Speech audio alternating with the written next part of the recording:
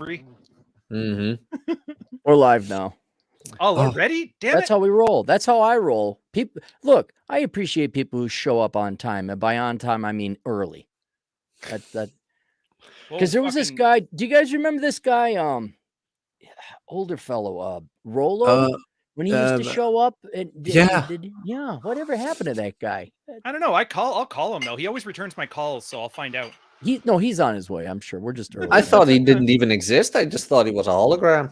I started wondering, was it a figment of my imagination, or was he real? You know, you get so old after a while. Was that a dream, or did I actually, like, honest to God, people ask me if I've ever smoked a cigarette, and I had to say I don't know, because I have a fuzzy memory, which I don't know if it actually happened in the real world or was a dream, where I was at a party and I had a cigarette, and then I'm like, well, did I? Or did I? Because everyone at the party that I dreamt that was at the party, or maybe I didn't dream, like, I don't remember you having a cigarette. I could have swore I had a cigarette, so I don't know. Dude, there's a... Oh, go ahead, Jack. There's a video of you, Cappy. Your what's it called? Your thing about not having kids. What's that called again? Like don't have kids manifesto. Your manifesto of not having kids. Child manifesto. Pop it up on my YouTube too. I mean, you're smoking in the yard. For God's sake. You got like an anime haircut and your leather jacket, and you look all suave, and you're pulling out that really shitty lawn chair you got. Yeah. Those are the days, man. Those are good times. But the point is, for some reason, your like 8-year-old videos are starting to show up on people's timelines again. You're having a renaissance.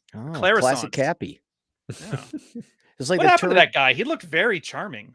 The Turner classic movie variant of my YouTube channel. Hey, I got a question for you guys. Has YouTube effed with your layout in terms of how they show your videos? Like, someone goes to your channel and all your new videos are gone because they're tucked away under playlist or live or something. Mm-hmm. Yep. I wouldn't say mess with it, but yeah, they do display them differently now. All right, let's get the audio. Ryan, am I coming in loud or no?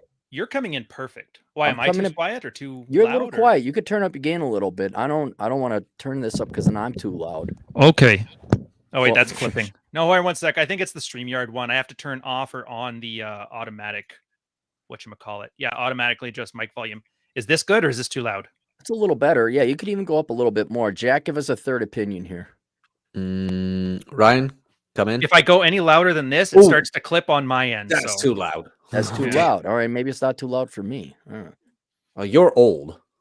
Got you right in the old. Here, I'll turn it down to 150.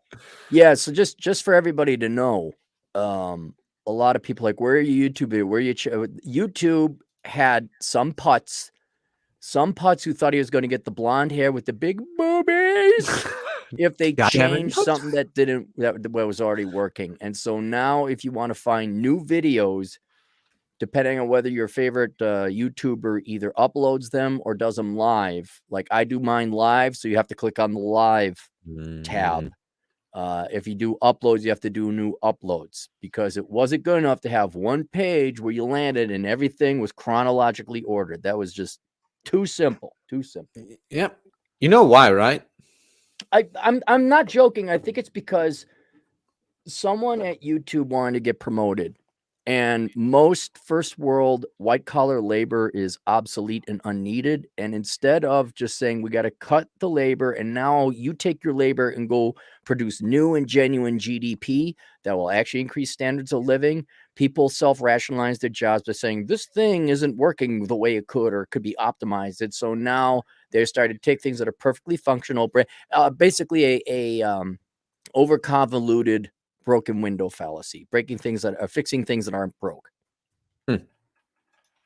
Oh yeah. Did you have a theory? New or officer what? would come in and then he has to automatically change everything around and fuck the system or mess with the system. Why, Jack? Did you have a different theory? No, my reason was getting their jobs. My reason was just because you touch yourself at night, but then you went into this serious rant. No. Yeah. Everything that happens to you is because of that. But then you went into the serious rant and had to ruin everything. 20 years from now, Jack is sitting on the UN Council as a representative of power. Why do you think this is happening, Mr. Neighbor? Because Aaron Cleary touches himself. Maybe Trudeau is still there, and then he'd change it all into whatever thing is bad right his now. Chances of getting on the UN Security Council with the whole trucker convoy. That's why he was so pissed. He lost his chance at the post prime minister job. Oh, is that? But can you imagine like politics being that much fun? Like the opposition talking to each other like that? Like, why is the economy so shit? Because you touch yourself at night. Fuck Isn't that what the 'em. Philippines I'd do, tune where they in. get into like fist fights and stuff and throw shoes at each other? Oh yeah. Yeah, that's over Bring in that Asia, back. isn't it? Philippines? Yeah, last I checked. Yeah. Hey, out of curiosity, because I I do care, and I'm sure some of the audience does care. Your American cousins down south. What the hell is it with Trudeau? Can he go on forever? Do you guys not have term limits for your president or what? No, it's just about like it's parliamentary. Our house, whoever has the most members in the house, pick from their party who the leader is. So tomorrow, tomorrow they could kick him out and put somebody else in his place. If the Is that Liberal likely Party to decided. happen? Because he just seems like everyone loves sucking his dick. Yeah, it's too much to get into on a thing, but yeah, at this point, he has to make things bad enough to rile up enough people to vote against him, because that's how Canada votes. We don't vote for people; we vote against people. And the last 3 conservative leaders have been so underwhelming that people would rather just vote for him. Like one guy tried to be like, I'm like Trudeau, only uglier and Nazis, and everybody's like, yeah, I'll just rather vote for the guy with the hair. So like this new guy, at least he's saying, hey, houses are too expensive. The Chinese are taking everything. And how about we help you guys get back to work and we fix this inflation at double-digit figures? And so he's getting some traction. There's rumors that he'll probably be able to at least take a minority government next time. Is that 12-year-old looking kid who's my age? Poilievre. Okay, yeah. Poilievre. I like but then it's the same thing. He's like the newest incarnation of Hitler. It seems like every 4 years there's a new Hitler. Well, look at American Republican presidential candidate. Like you thought George Bush got a lot of hate, and then in comes Trump. You know, Reagan was like, oh my God, he got a lot of hate. Then Bush Senior was kind of, but then Bush Jr. was devil incarnate, and then now Trump is the evil. I'm like, whoever you could pick the most milky toast, boring Republican ever to run. I'm trying to think. Hitler, yeah. Dude, and the media, he's like a saint. He's like a good Christian boy. He doesn't swear. He married a Venezuelan girl so that he can't get him on racism. He was adopted. I think his mom is a lesbian, like his adopted mom is a lesbian or something like that. So like anything that you could possibly slander him with, he's like got the exact opposite. Yeah, but ultimately at the end, all that is cover to take other people's money. So people once they, well, we can't get him on this tactic we use, we can't get him on that tactic we use, and then just gonna say, well, we want money. Yeah, it's real politics. Yeah, that's So this is the funny part for you. Do you know that? Like, I think it's last I checked, 40% of Canadians work for the government, or something like that. It's like a really high number. Provincial governments as well. Yeah, provincial, municipal, or federal, and most of those people and most of the unions from those are Liberal Party of Canada supporters. So that's why it doesn't matter what he does. He can go into blackface, diddle a girl, kick a trucker in the nuts, whatever. Those people will vote for him because as a government employee, more government encroachment is like in their is in their financial best interest. So of course they're going to vote for him. Yeah, no, I got it. I just wonder if there's going to be any chance. I didn't really pay attention to the U.S. elections, so I don't know any. I know what happened locally here. They're too exciting. You need something boring, so go to Canada. No, it's just I don't control it, and I already have a plan. But like, what little has come across my desk, or even watching Canadian politics, just basically watching first world Westerners, dude, vote themselves. The manosphere affected our little thing here too. Poilievre for his election stuff put the MGTOW tag in some of his campaign that's right. videos. I saw that video. Yeah. That's, oh my God, they talked about it like Elliot Rodger was coming out of the woodwork. Yeah, it was awesome. Uh-oh. Like they called him. He was calling them terrorist organization. He refused to call those Iranians we brought over that actually were terrorists throwing gays off of rooftops terrorists. That's how much he hated men. I see. I kind of. It's almost not about the finances, but and I know it's looking into the abyss, but I've been binging on It's a Gundam, and he does he is so great. He is great, but admittedly, he does look at train wrecks. And I know they're train wrecks. I know this is not representative of most people, but I'm just looking at the elections and all, and it's like this is a mentally ill society. I'm done with this. And it even gives me like I really wasn't looking forward to flying out to Asia to go scope out a different place to get some property. I'm still not, because I'm getting tired and I like to just, I don't know, enjoy life or something. But I keep looking at this. I'm like, there's got to be a place where I don't have this trust fund baby piece of crap from the previous premier who's just voting in socialism. I don't have a bunch of, half the population thinking that because they have a hoo-ha, they're the most amazing thing ever and oppressed and they're mutilating their face. I Do you really think they believe that though? Or do you think I don't care if they do or don't. It's what I got to deal with in public. I guess a very good cross-sectional representation that is not Twitter or the train wrecks of Twitter on the internet is you go into Walmart and you just look around. I'm like, yeah, this is not the people I want to hang out with. This is not the people I want to associate or be Find with. joy in it, Clary. Like, that teacher in Ontario with the giant tits? He is my hero right now. He is the greatest man in the face of Canada. He saw this woke nonsense. The teachers were like all against him. He was moving to a different province in like 6 months. He's like, yeah, you know what? Screw this. Puts on the giant set of milkers, goes into wood shop. His students all knew the joke. And now he's like, now these parents are going to be pissed because I'm ruining their kids. And the school board's got to defend me, the guy they hate, because I got these. And the I think it was the Supreme Court just ruled in favor of him. And I'm like, happy Remembrance Day. Happy Memorial Day, sir. But here's my point. Salute you, sir. Do I and he's right and he's playing the game correctly, but do I have to go to the DMV and change my sex on my driver's license? Like, is it come to that? And I kind of want to just like not deal with that. Like I want to, I'm in the retirement phase. Like the sun is setting. It's a long sunset. I got 30 years, I think, before the cancer kicks in. But I kind of want to just go to a place where it's normal people. And I don't have to worry about, what is the race of this person? Or it's a girl. Is she going to file a complaint against it? It's just like, no, you know what? I want to go to a bazaar or a market, pick up some produce. Yeah, a bazaar. How many bazaars are you going to? A bazaar, yeah. How more bizarre than the United States do you want to have Maybe I'm in the Middle East. Maybe I'm picking up some rugs. I don't know. In the Middle East. Hey, right now, the Muslims look like they kind of got at least a couple things straight. Like those are girls, these are boys, and we're different. And that stability, I'm kind of like, maybe Dubai isn't the worst place. Next week, I'm going to have Misha on my channel. He'll sort you out. Okay. The problem is, the problem is right now, all the Islam stuff you're getting is from Muslims who moved to like Europe and moved to America. And they're like latching onto that Islam identity. And they're talking about it the same way that Christians today talk like it's 1860. It's not the way Saudi Arabia is at all.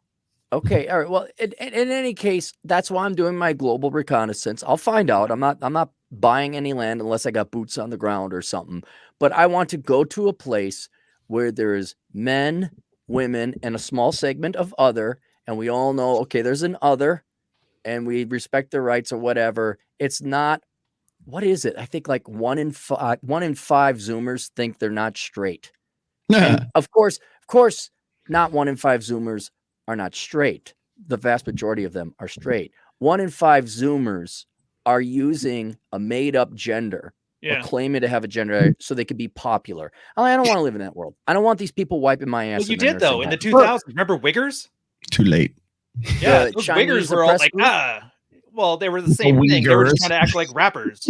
The white guys. Oh, Wiggers, not Uyghurs. Okay. That's going way back. It's the same thing. It's just right now, gay is the cool thing. Yeah, no, I know, but it's going to be traits. It's going to be traits going forward, and we're going to get to this when we get into the topic. But I mean, look at how. I mean, it'd be one thing if this just stayed on the internet, but now that it goes into hiring policy, it starts to affect people's careers. Like, like you were talking about. Well, it affects women's careers. Didn't you tell them like give it to the girls? It's their mess now. Right. But it's I want to get off the ride. I'm not here. I don't even care about the money. It's just like, you know what? I want to just go to where there are normal, healthy people. And 20% of the youth don't believe that they're a quadribulbasaur sexual. Okay? Welcome to the internet. I'll be your guide. Very normal here. All right, let me bang these out and we'll get going because I know everyone's got a thing today. Purple male for $20 generous. 34-year-old white man in USA making $80K now, working remotely after getting my CCNA. I don't owe society owe the society that hates me anything. Going to Southeast Asia, Eastern Europe to see if they have any of those wives there. Well, good luck. We had $100 I don't know if you one. want to go to Eastern Europe right now. There's kind of a thing.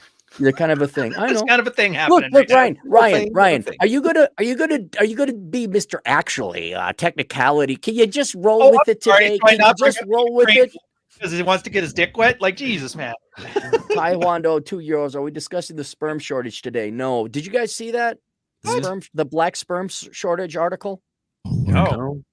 Oh, read through that. I did a video on it. Yeah, it just I sent it to you guys on the Twitter, but just look up black sperm shortage. It's a lengthy article. It's worth reading. Yeah, I'm not typing that. I'm not going to be a wise guy. Okay, never mind. I'm not, no, it's very all right. Hat and Clogs. My God, Hat and Clogs, $100. Thank you, buddy. He actually came through for me this time. That all right. We'll leave the super chats for later, and let's get to this. All right, we are gathered here today. Type black sperm online into Google. Are you crazy? Children, please turn to page 52 of your Rational Mail copy. Hey, they're doing that right now. On by the way, there's a new home fellowship group for the Rational Mail every Tuesday night on the Discord for Fresh and Fit right now.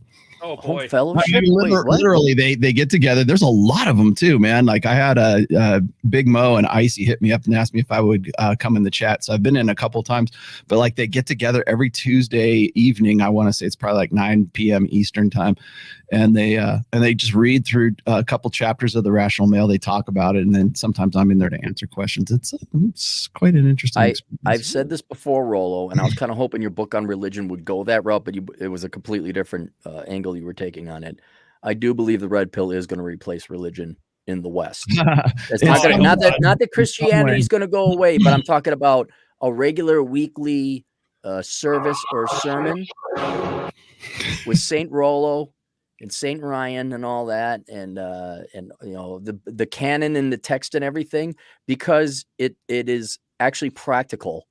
And not to mention, modern Christianity has been co-opted by feminism. Dude, put me in that church, I'll be the first guy nailing the fucking list of 95 Theses. Yeah. So who's Moses? She's not a Christian. Lycus? Maybe Tom Lycus, if we're going to go. Tom Lycus he's a patron saint. Yeah, he's a patron saint Lycus. So, all right. So here's what's happening. There's been a trend. I think some of us have kind of noticed it, but this past week, some New York Times reporter did a tweet, and this is also on the back of some notable economists, particularly Larry Summers and some other people who are starting to notice a decrease in the male labor force participation rate across all ages. And I find it like we've been here forever. Like we've been following the band before it went pop. And we've kind of touched on it a little bit before, where the mainstream is starting to become slightly aware of the red pill, which I would say they're starting to become slightly aware of this group of people called men.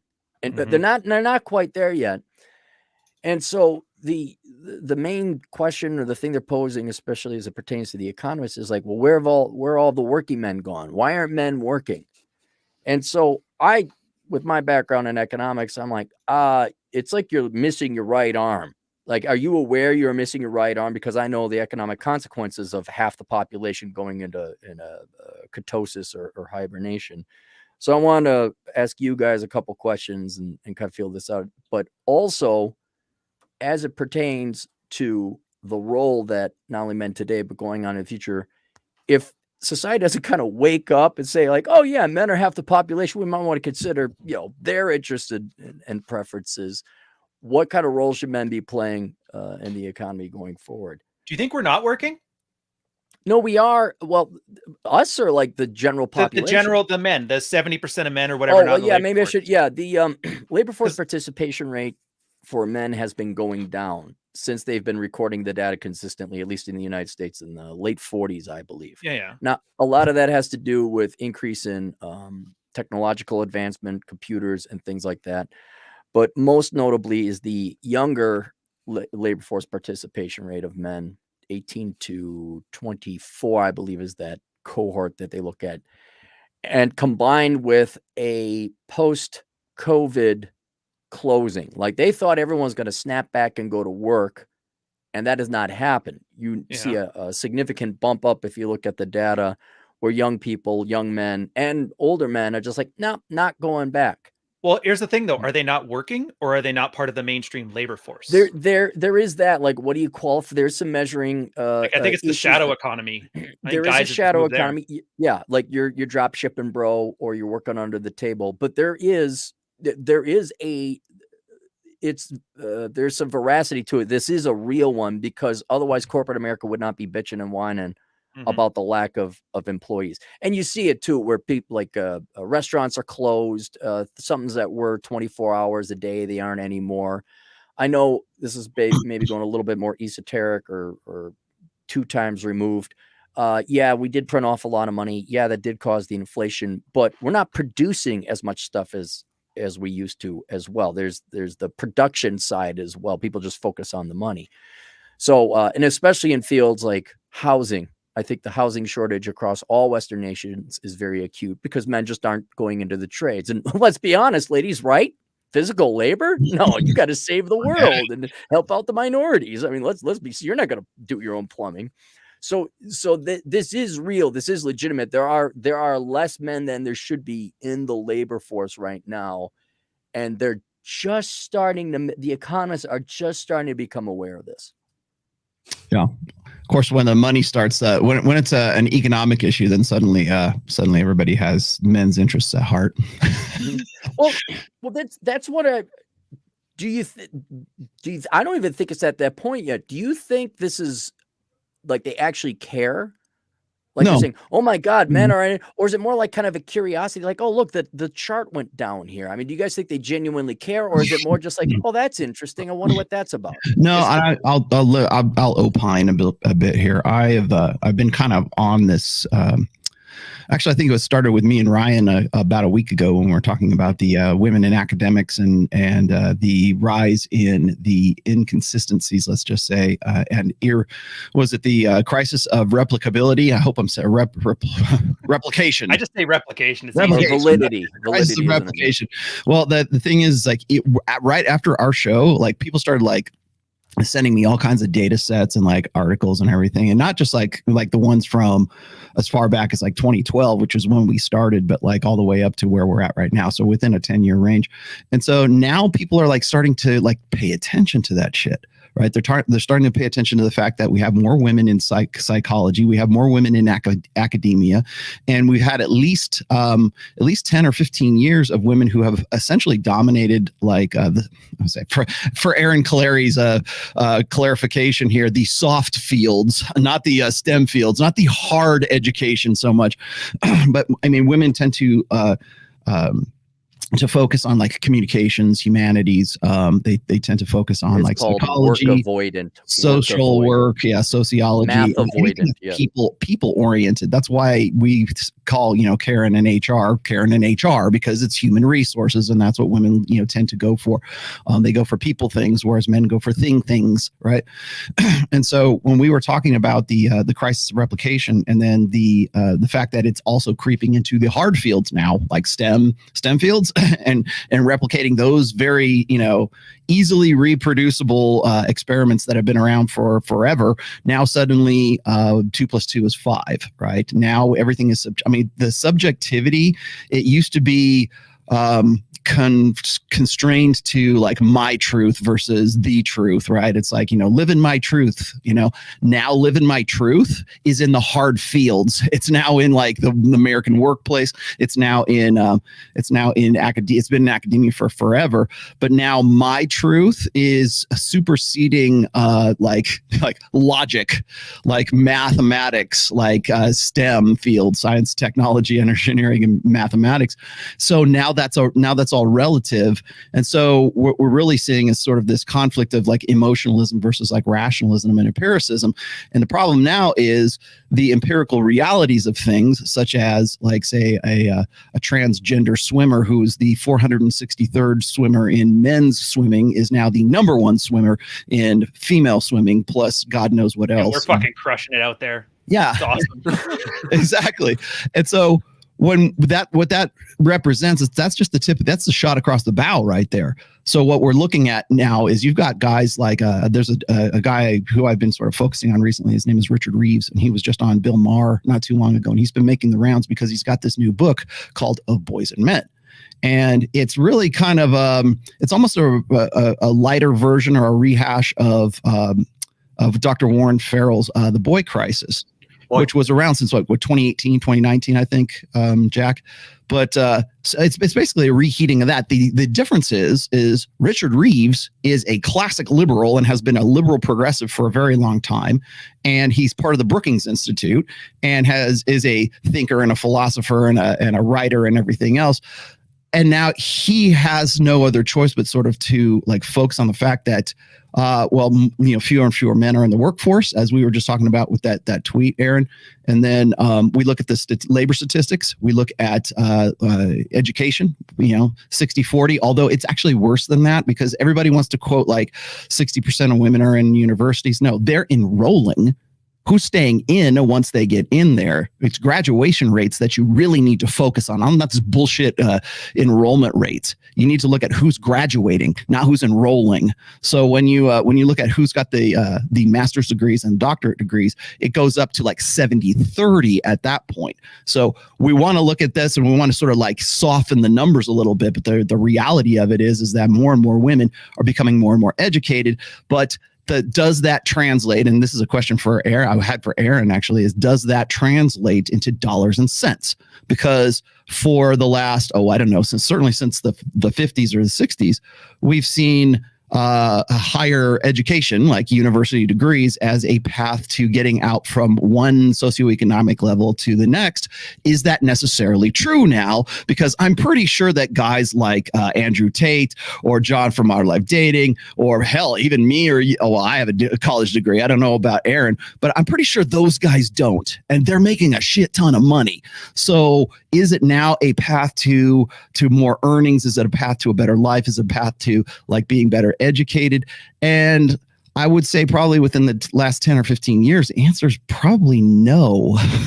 So these guys, it's becoming unignorable even for liberal progressives. And now they get run up the flagpole because they're the ones who are like sort of bringing the fire alarm that we've been ringing for the last, 20 some odd years. Feel gratifying, Rollo, now that they're getting the flagpole that you've been getting all these years? They're not getting it, though. The problem that I have right now is tradcons see this dude and they go, oh, the enemy of my enemy is my friend. And they think that it's like just because this dude is like coming to Jesus finally, that he's now he's on team conservative. And guys, fuck you. He's not on team conservative. I do wonder. Let me get this up before so we could take this and apply it. The empiricism and the math and the reality. This isn't to say women can't. Obviously, there's female engineers and doctors and programmers. You have to in those fields. Accountants. You have to be logical. You have to be mathematic. You have to be real. But what we've seen with the general introduction of women, and I wouldn't even say it's women. I would say it's the religion of women. You could call it feminism, but this is really where 2 + 2 = 5. Where we introduce arts into STEM and we call it STEAM. Where it's like, okay, for example, the concept of diversity, there is no value in diversity. Sorry, ladies and gentlemen, you either produce something or you don't. Now, okay, there's an eclectic mix of people from different backgrounds. That's all right. But there is no intrinsic value in the fact that, say, Ryan happens to be of one ethnic composition and Jack happens to be of a different, and Rollo happens to be identify as a woman. There's no value in that. It's what do you deliver to society? But I'm thinking what we do is we got the tail wagging the dog, where we are putting employees, women as a group of people, their desire and feeling is essentially ahead of actual production. And so what we're seeing as more and more women have entered, you could say the soft sciences, but I'd say even the managerial class, your government, your policymakers, corporate executive types, you even have divisions entirely made up where it's diversity and inclusion and HR. And now instead of a clear set of rules defined by mathematics and reality and empiricism, now there's this intangible witchcraft. ESG is another perfect example. There's no way to nail it down. And without clear objective rules defined by math and logic, no man or woman can accurately assess whether or not their investment in a particular career or field is going to pay off. And so when it comes back to men's willingness to participate in the labor force, by now, this has been going on for at least 20 years. We're like, wait a minute. So you're telling me I got to go to school from 5 years old to 24 to get a master's nowadays to go work in this labor force. And I got to put in 60 to 70 hours a week, get all these added continual education benefits and things, and or not benefits, continuing education programs and the perpetual training. I got to sit through diversity inclusion, and then you're still going to promote someone over me when I've put in more hours, produced more money, because yes, women's, again, I don't want to, the amorphous, intangible, emotional feelings over facts ideology has infiltrated some key aspects of the economy. And now people who have simple self-respect, women included, or who have ethics, are like, I'm not participating in that. I don't know the rules of the game. It keeps changing. Yeah. And so I think that's another reason that anyone self-respecting is kind of bowing out of this. Well, here's the last. We remember we went to the moon. Do you know why we went to the moon? We didn't go to the moon, Ryan. Are you sure about that? The point is, we didn't do it because we're like noble and we like math. We did it because the damn commies were coming after us. We don't have to. It's signaling. Honestly, I'm starting to realize signaling theory describes so much of this. God, you know why we're all acting like weirdo with our magic and our voodoo? It's because we can afford to. And the more expensive and sacrificial a signal you can send, the more valuable you are. It's why we buy wedding rings. It's not that a girl thinks diamonds are valuable. It's because she likes, like, my man is willing to spend $10,000 to make me flex on you at brunch, Tiffany. Rings aren't worth anything. The diamonds aren't worth anything. There's no secondary market for it. They literally are forever. And it's just that. Companies hire on diversity because they're still going to make a profit. Facebook, Twitter. Elon just fired 3/4 of Twitter. Twitter's still up. Still working fine. In fact, they added 5 new features. It's because we make so much money. We are so affluent. There is so few dangers outside of us that we no longer have to worry about being logical or reasonable or who makes the most money. Gillette basically called every guy with a razor an asshole and then made $2 billion. Yep. So they don't care. So why aren't we signaling more? This is just one of those things. Yeah. Until like aliens come down and we have to start caring again. God, until like Ukraine decides to turn on the West. We're never going to have this again. And if anything, it's a good thing. Because what's the alternative? Breaking our backs, working in a farm? Fuck that. Right. I would much rather put up with the teacher in Oakland who's wearing giant tits to school to get paid out when those teachers are pissed off. Yes, it's clown world. Yes, it makes no sense, but nobody wants to make any difference about it. Yeah. Nobody wants to actually take any action. Nobody wants to that guy is just a great example of what to do. Just roll with it and laugh. Yeah, I mean, he is a top level troll. It is just amazing. I bet you he sues somebody and he makes a fortune. At school, the only thing that they're smart about is they didn't try to fire him. Because if they did, he would have been able to retire off of that. So he's adapting. Look, I'm not saying it's not great. I'm not saying I'd prefer it. I'd prefer it if it was like, men were men, women were women, hard work pays off and all that. So, but it's not. And it's not going to. And there's no incentive to. So you might as well put on your giant tits and get paid. So what you're saying is that we as a culture have decided to change our value systems from one of actual production, labor, to this kind of we didn't decide good BS. Wait a minute. Why is there someone? Oh, do you want me to show this, Rollo? Yeah, we didn't decide to. It's just we have no reason not to now. Okay. All right. Yeah. But getting back to my point, society has communally decided through action and voting and everything else, we are no longer going to reward reality. Yeah. Or not unless we have to. Boring things like merit, hard work, because most people don't want to do that themselves. So now we're all, because we have so much wealth, because technology has allowed for this, at least for now, now we can start worshiping ourselves, essentially, the way we were born, virtue signaling, things that have absolutely no value, real productive value. Yeah. And like, how feminism didn't take off until the dishwasher was invented? It's not an accident. No, you're not wrong. And Jack, look you at were us. going to. We're sitting here talking about our dicks on the internet and making a good salary doing it. Are I we any know. better? I'm aware, but maybe our dicks are worth talking about, you know? I Or mean, alpha males sitting here talking about our alpha maleness. Hell Meanwhile, yeah. my girl was like tiling the kitchen with a jackhammer. okay, so progress. Progress. Yeah. Hold her accountable, Ryan. Those tiles better be damn straight. Dude, I'm no better. Jack, did you have something to say? You're going to say something. No, it's more of a question where it's like, okay, so for a long time now, people have been saying men are dropping out of college and blah blah blah. And I'm kind of wondering, like, why do you really care? Because I've got a hunch it's not about men, but more about tuition money that they're missing. Where it's like, yeah, men are not going into debt, and we're not paying you for your stupid shit. Like, we're getting, well, going into the trades, like John or Tate doing the internet thing. Like, hey, we don't need to pay you schmucks too much money for information that's not going to help us. We can find our own way. So, like what Rolo just said, apologies, I forgot the name of the new guy, but like Warren Farrell 2.0, like, why are you really bothered by this, that men are not going into tuition or into college and things like that? I'll tell you exactly why. Oh, let's go. Yeah, exactly. Here's exactly why. The reason is because women are complaining about it. That's why. Pretty much. Women complaining. Women are I complaining. cannot believe Women can't find. Well, I mean, the number one issue that I deal with whenever I'm dealing with, like, say, I just talked about this with Jedediah Bila on Wednesday, man. It's like it's this concern trolling. Remember concern trolling, or Ryan? I mean, remember when we were used to talk about, like, people were just like, oh, I'm concerned about these. Oh, you're not concerned about anything.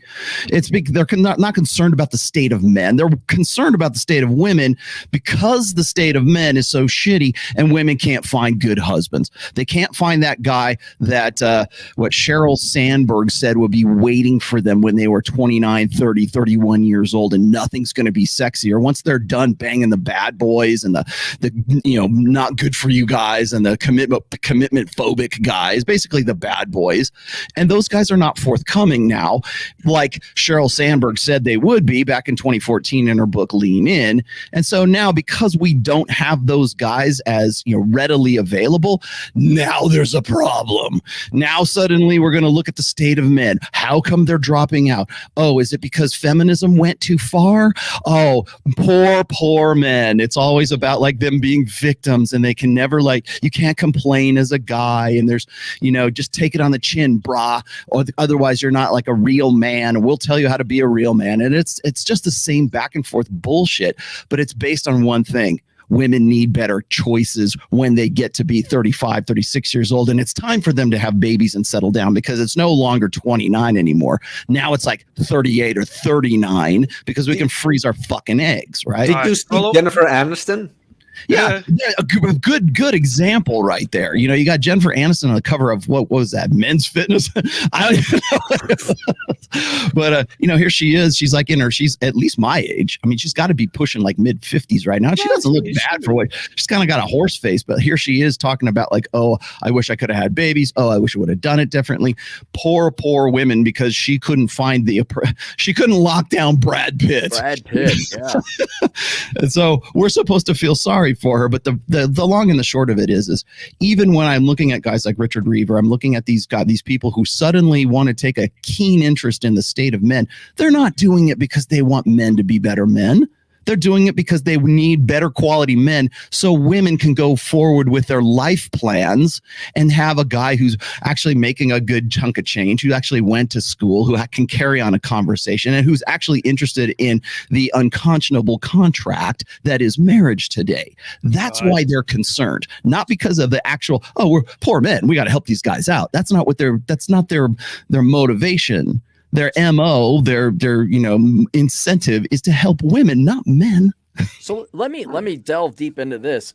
Would you say society's motivation, it's even worse than what I thought? I was going to pose the question, or I was wondering, like, do these people, do the Lawrence Summers of the world, the economists, the policymakers, journalists, like, remember that video you sent me, Rolo, of the blindfolded people, and there's the good looking guy, and then there's the fat chick, and everyone knows why, but we don't say it. I was going to ask that, like, deep down inside, do you think the journalists, the policymakers, the academics, everyone, society in general knows why men are dropped, but we're just too impolite to say it? Dude, they Or, can't and even I boil didn't water. hang on, Ryan, hang on, just hang on. I know you're going to shit all over my question, right? But you'll have time to drop trow and do that. Just hang on, all right?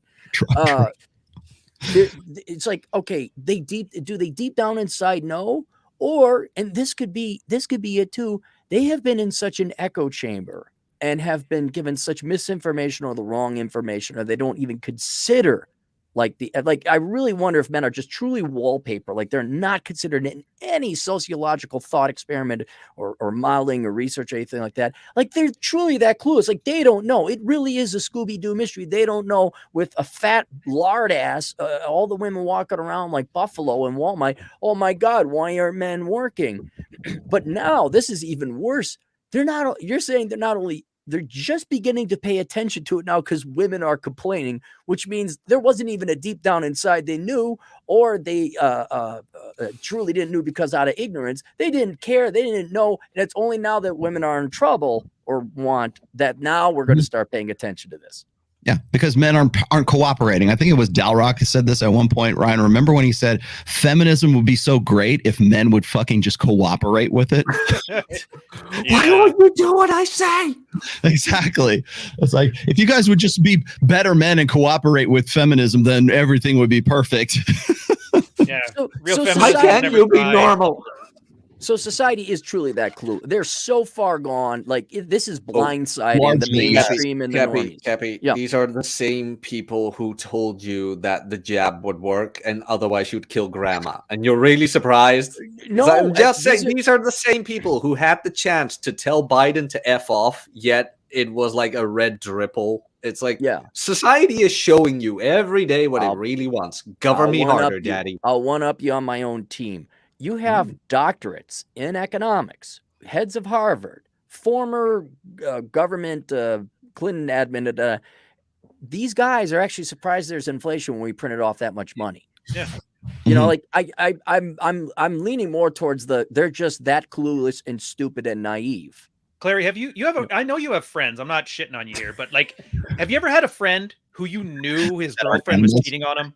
Like, you knew, everybody kind of knew, and you brought it up with him, and then he got mad at you and explained to you why you weren't, and he fought you every step of the way. Have you ever had one of those kind of friends? Not really, but I've had people living other lies that I've tried to awaken them from and had similar. Yeah, and they argue results. with you, and they fight with you, and they convince you it's wrong, and they give you all these things. I think people want to believe something, and until they have a life or death scenario, that's why you have to get zeroed out to be red pilled. I don't think you can get there without it, because people, and it's our hardwiring, we want to believe something that's good enough. And then when it starts to go to shit, we still believe it. We still believe it until it's literally, if you keep believing this, you're going to die. And that's why if a guy's lived a life with a silver spoon in his mouth, of course he thinks, yeah, we could throw money at inflation and solve that problem. What else has he known? Trudeau, great example. His plan to fight inflation was to throw $1 billion at people. But he's been raised as a celebrity his entire life. That's how he solves problems. And that's how he believes it works. And he thinks he's the savior. And the only way and even if people kick him out of office and call him an idiot, he's going to think, well, it's their problem. They're misogynist. People love we love our illusions. We love to believe our illusions. It's a marketing plan now. Yeah, it's a marketing plan now. I expect you to, Rollo, and I owe you credit for this, Rollo. I was convinced that, like, remember Roosh? Like, does he believe that or not? And I was convinced it was like a Machiavellian play, and he's like, oh, I'm duping all these guys. And you're like, no, he really believes it. And all these people really believe this because they want to believe it. And like, I don't care what reality says. I'm right and it's wrong because my truth. And they're acting like chicks. Well, you are right. They are, and they do want to maintain what I call the perfect mental state at all costs. But yeah, they're willfully ignorant of it. They are, and what that results in is a lethargic and glacial pace. Yeah. Of slowly, like, let's just take a look at all the different, I wouldn't say problems, but let's call them problems or issues that the red pill identified. And I don't mean in pure sexual senses. I mean, labor, careers, everything. We are lightning fast. Like, here's your solution. Boom, here it is. Like, a year is even a little long for us to to come up with a solution. Like, we make solutions so fast, it makes Fiverr and the COVID vaccine look like it took forever, and they actually tested it. All right, that's how fast we are. But Good night, folks. Good night. But and Ryan's right. People are so addicted to this delusional world of lies because it feels good, and they want to stay in this Disneyland fairy tale princess, that any kind of actual pride, like, they're just getting it now. They're just waking up to it now. Like, say, wait a second. There's not so many. Rolla's got the. Wait a minute. Wait a minute. The little chart went up. I wonder why that is. And it's like, where have you been? It's the classic Bruce Willis, welcome to the party, pal. Mm-hmm. And so and Ryan's right, and I think we're all kind of on the same page here. Society is not going to be nimble or brave enough to be honest with itself in a speed enough time to prevent a genuine economic collapse. And we're already starting to see economic costs and consequences. So I think what's really fascinating about this is not that men aren't participating, but kind of like everything else, like, okay, I'm going to grab my popcorn and watch society try to square this circle, being restricted by its addiction to the narrative in their life. I'm gonna love seeing them try to diagnose this problem and solve it and fail miserably for decades to come.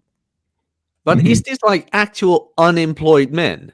Or is it just not a specific labor force they're looking at? You're right. What are we solving here? Let me define. All right, so at least in the United States, how we define it, the labor force participation rate is the percent of able-bodied people who are actively looking for work. Now, you could have that up there. There you go. Yeah, you could have a job, or you could not have a job, as long as you are able-bodied and looking for work, regardless of what you are considered part of the labor force. If you're earning under the table and don't pay taxes, does that count? No, that if it's under the table, it won't be registered. Right. So there's that factor. Thank you, Mr. Actually. Thank you. We got that. Okay, good. Yeah, Larry, I swear to God, I'm going to go full MLD John on you if you keep this up. Oh, this will be interesting. Uh-oh. $5 for Ryan. It's interesting because there's a lot. Actually, it's what's fascinating. I don't even know who this chick is. Who is this girl? 56,000 followers. Federal Reserve and economy reporter at the New York Times. Legit. Seems legit. Let that sink in for a moment. Pittsburgh native, Tar Heel, writing a book about central banking's new era. That's Jana Smielek. I can't Is she slam on friends with Klaus Schwab? Just ask. I was going to say, she kind of has a glowy vibe to her. Yeah. In intellectual honesty towards her, I went through her Twitter feed a little bit just to check. She's better than any New York Times writer I've seen, which is not a high hurdle. She actually does try and find the data, but I think she's kind of rookie or Bush league, because the first chart she shows is the actual nominal figures. It's not the rate, which I know is a technicality. But if you're talking, you got to adjust for population. That goes all the way back to 1980. So it's and I think that's women. Yeah, that's 35 to 44 years old women not in the labor force. And so you do not see as quite a pronounced jump in non-participation there. So women are entering back into the labor force. Then there is, what's this one? This was men. Is this the rate? Yeah, the percent or rate. Employment. Jack's gotta go, guys. Pause in this thing. All right, see you, Jack. Have a good one. See you soon. Hey. Subscribe to his YouTube channel, by the way, guys, and get on his. Oh no, he got banned from Twitter. And then this was for women right here. So that's the employment to population ratio. That's more or less a proxy for the labor force participation rate. Dude, look at that 2020 drop, though. Yeah, I know. I wonder why everybody wanted you to mask up. Chicks are like, I'm going home. I'll be drinking wine. I'll see you in 2022. Yeah. I can't see the font. What is that? 35 to 44-year-old men. Yeah, 35, 44-year-old men. Thousands of persons. Yeah, that's got to be converted. Last October. So this is from Jesus Christ, 1950 all the way up to where we're at right now. Yeah, that's got to be converted into a percentage of population because the population is growing. But everybody, I mean, they really laid into her. Everybody from like guys to like George Gammon, who are just like crushing it as far as like stats and have been on top of that. Why this chick is like the writer for the New York Times and like George Gammon isn't is beyond me. But well, I could think of two reasons. Yeah, tits. Yeah, one tit and the other tit. But yeah, but she's see, I don't sense any maliciousness on her part. I think she's just naive and ignorant and young. She doesn't know that much about economics. Well, no, I'll tell you exactly what it is. It's this sort of faux concern trolling is what it is. That's why she threw that up there, because people like her are taking notice of this. Where are the men? How come the men aren't like keeping up? How come the guys aren't just running the race with the rest of us girls? We're doing so great. It's like female feminist triumphalism is what it is. And so now the ladies, here's your chance. You get to drive the bus right now. And it's like, yay, team woman. And let's fly our flags and everything. And then suddenly they go, how come guys aren't like measuring up? And it's not, again, like I said, it's not necessarily about a socioeconomic issue. It's more like, how come men aren't like better guys? Because these are the dudes. We need you to sack up and make more money and be more educated and play along.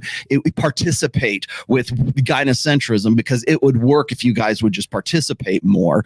And that's really what the concern is about. So now we get from this chick right here to Richard Reeves to guys who are like talking about like how incels are now like some sort of hate movement.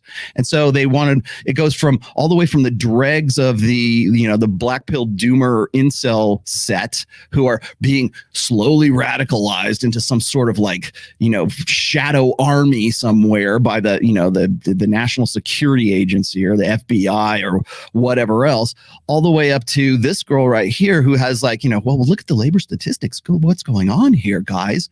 Like, they don't know. Like, they just now figuring this shit out. But like, Ryan and I were just talking about this a week ago, right? Yeah. And then we're also talking about like, socioeconomically, this topic comes up over and over and over again. I can go all the way back to 2012 when Hannah Rosen wrote that article, The End of Men, and that turned it into a book when she was writing that in 2012 for The Atlantic. And everything she was talking about, here we are 10 years later. This is not some shocking new development. It's been this way for a while. Demographic is new is the only difference. Nobody wants to talk about it. Nobody cares until it's a problem for them. It's not a tragedy unless it happens to you. Well, let me ask you guys this. Do you think it'll ever get bad enough that they might actually ask what men want or start I don't see any polls bad enough for women or the academics or society in general. I don't want to like kind of say for women all the time, but for society in general, do you think society will ever get to the point to say, hey, wait a minute, why don't we ask the guys? Do you think they'll ever like leave their delusional world of, well, it's great and I can have it, the propaganda or whatever life they've been sold for the past 30, 40 years? I'm trying to sell marriage to men right now. You think they're going to talk about men's like economics perspectives? I'd say it would depend on how fast China can build up a navy. Yeah. Not even joking. I honestly, without an external threat, nobody's going to change. Dude, how many girls you see? Like, girls need a supervillain. They need something to bitch and complain about. And this is never going away. And so, like, finally, I can drink wine and play with my cats and bitch about men who are either too toxic or they're not working hard enough. And it's great. And they'll live their entire life with this, like, misery paradise. I don't think they want to fix that. Well, I'm gonna concur with you, because more recently the data I've seen, women's interest in your average man, of course, is very little. I can't blame him. My interest in the average man is like at bottom. Right. No, if you look at the average man, it's a little bit, Ryan. Yeah. If you look at the average man, but now the economists are starting to say, this is a society. When do you think society is going to say, hey, when are they going to make the connection between we have a housing shortage to there ain't a lot of tradesmen? When do you think society at large, who needs food, clothing, shelter, and all this, is going to make the connection? Or is the lie to society in general so powerful they don't want to admit that? Either the people who have been winning in this paradigm become altruists, or the people that are losing in this paradigm start grabbing pitchforks. That's really the only two scenarios. Yeah. And we already know the people that are winning just want to grind everybody under their boots. So that's not going to happen. And we already know everybody who's losing would rather play Xbox than get a pitchfork. So they're not going to try and win. I think it's just going to be like this, and we're going to die, and then our grandkids are going to die, and it's still like this.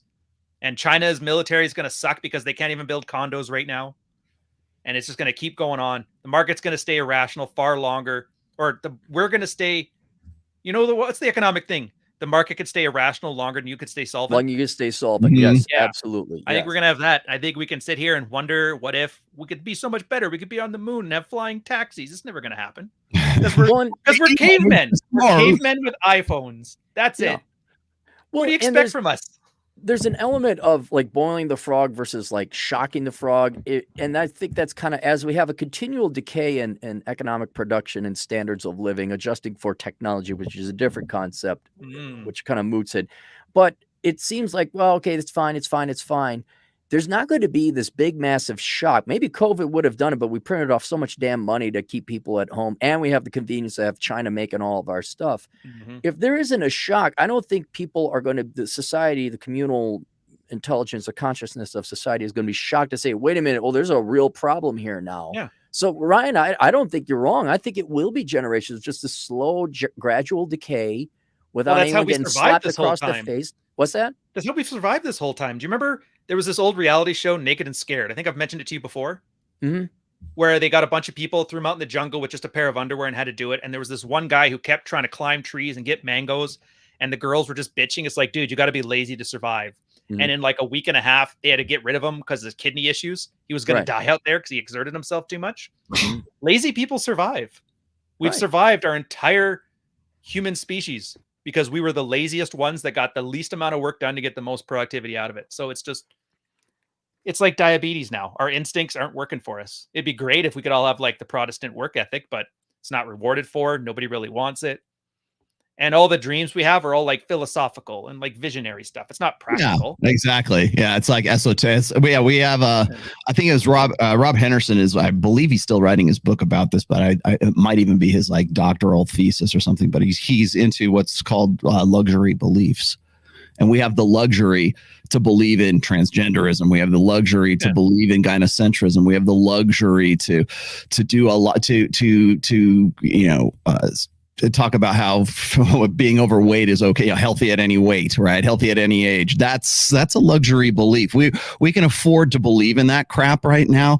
Whereas in Russia, you've got women who are like ratting out their deadbeat husbands so that the conscription, gangs will go and pick them up and take them out to the Ukraine so that when they die, they will be like, our government benefits as a result of that. So that's the reality on the ground over there. Not over here. We're wondering if Johnny's a boy or a girl because we can afford to. We can afford that shit.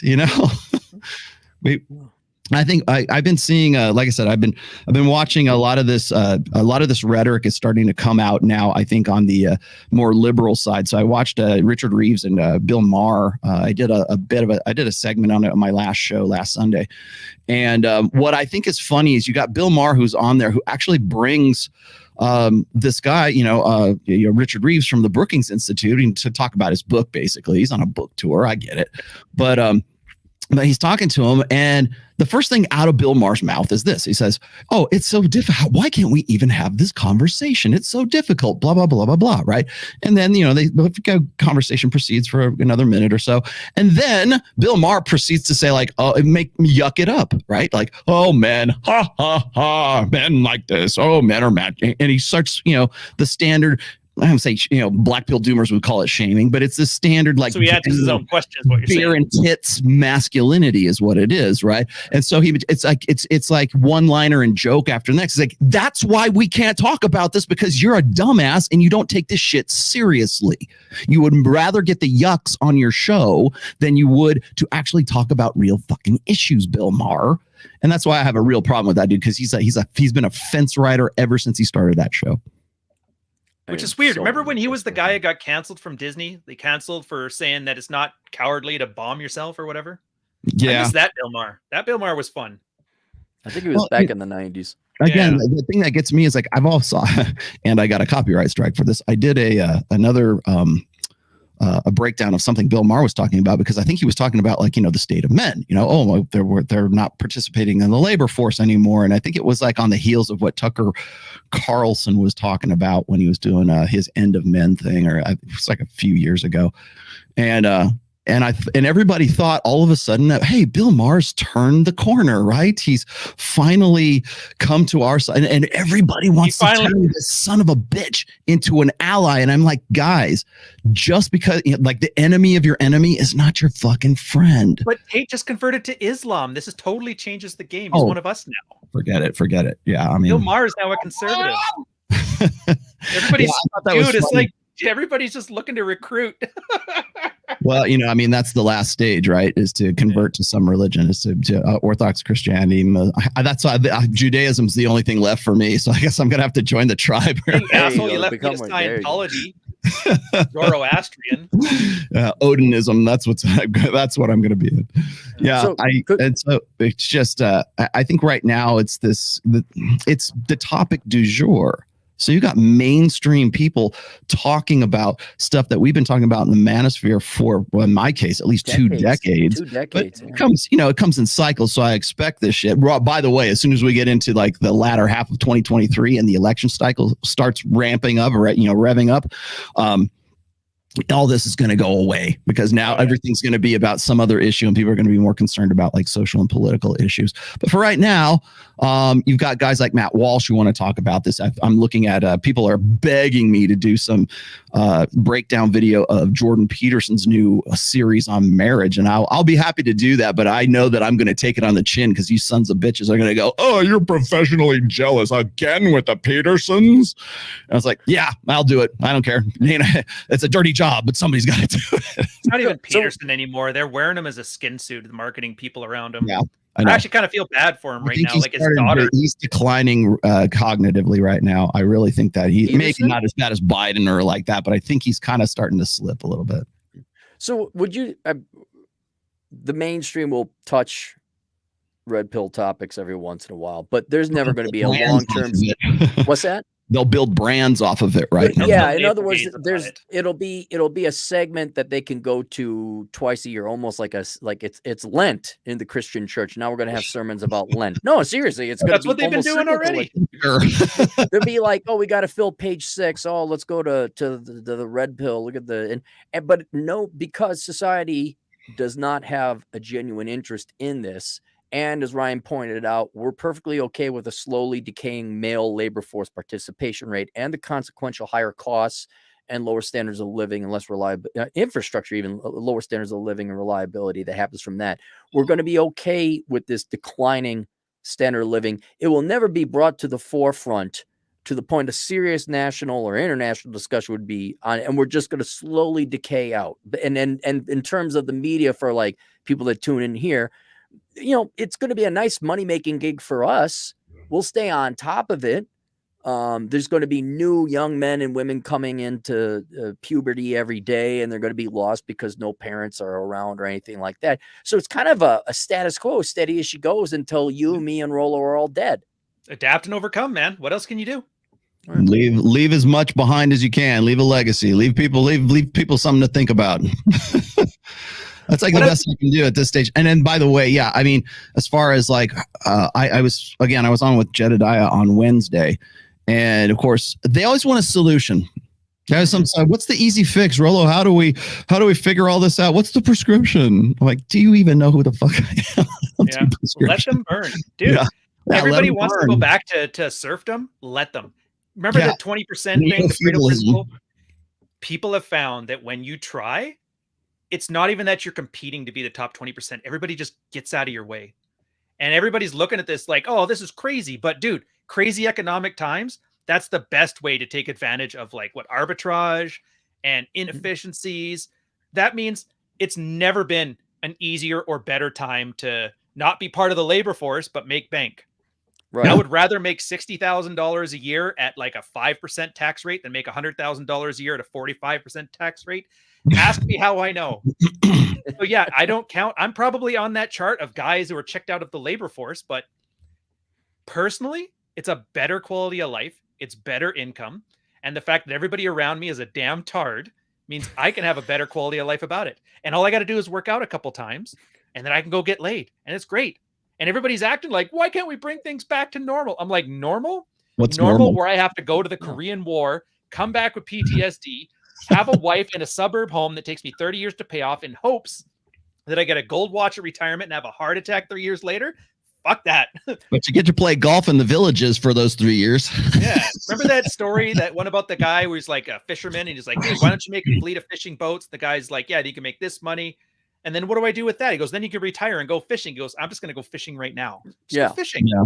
Just Well, go and fishing. Ryan, you're absolutely right. This is a question I did want to ask, and kind of helpfully we'll end the show on some instruction and some help for the guys. Yeah. You're actually quite optimistic. I mean, now you're also very much a realist, and you see a huge silver lining, and you're right. The guy from Korea would have to come back. He'd work at a factory. Here we are. So what should men do in the context that traditionalism is gone? Forget your biological hardwiring. That's gone too. Women are only going to be concerned about your plight or your interest in as so far as it would get them married or more attention or somewhere in between there. And society is not, I just don't see it. I'll be perfectly frank. I do not see any economists, influencers, policy decision makers, journalists going and say, whoa, wait a minute, there's a problem with half the pie. I just don't see it happening. So what going forward, how should Luxury goods, one, man. what's that? Luxury goods. Here, I'll tell you, perfect story, perfect example. When I first left the military, moved down to Toronto, got my first 6-figure salary. And my girl was like, oh, that's awesome. That's great. Now we got to deal with this, deal with this, deal with this. Now I left that, did this. I go to the grocery store 2 weeks ago. Somebody recognized me there, said, thank you for your work. I just wanted to shake your hand. She was smiling for 4 fucking hours after that.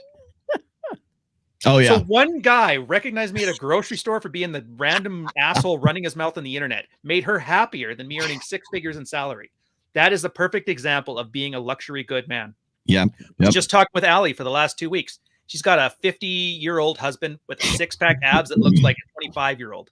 He looks like Putin, a better version of Putin. Exactly. She gets to go to brunch with her frenemies and throw in their face, hey, your fat, slovenly husband with his great job at the whatever. Well, my guy's got a 6-pack and he fucking plays football and he has to throw these chicks off of him. Mm-hmm. You're basically a luxury good now. The commodity goods are worthless. And all these guys who think they're hard work and they're good fatherhood and they're great salaries are just finding out they ain't worth shit. In Russia, it's literally you're better off dead than alive to girls. Yeah. But you're that 50-year-old, like Rolo too, another 50-year-old dude with a 6-pack. Oh, I got a story for you. I got a really good story for you. I think it was in August. I was with Justin Waller and Miguel from Dollar Cost Crypto, and we were at the Chart House in Lake Tahoe, and because we were spending a week up there just hanging, and I got recognized in the Chart House of all places in Lake Tahoe. Oh, sweet! And the dude is that a high-end place or something, or it's a seafood steakhouse kind of place. It's a pretty. It overlooks the lake. It's a pretty high. We usually go. We have one really kind of splurge dinner that we go on, and it's usually the Chart House. If you know the Chart House, you know what I'm talking about. But we were there, and the last place on planet Earth I would have thought I would have got recognized. So I'm there with my wife, my niece. Tom is there. Miguel is there. Justin is there. Justin's girl is there as well. And we're all there. And this dude comes up and he says, are you Roll Tomasi? He's like, I'm like, yeah. And then he looks over and he's like, he suddenly sees Justin. He's like, oh, holy crap, it's Justin too. Right.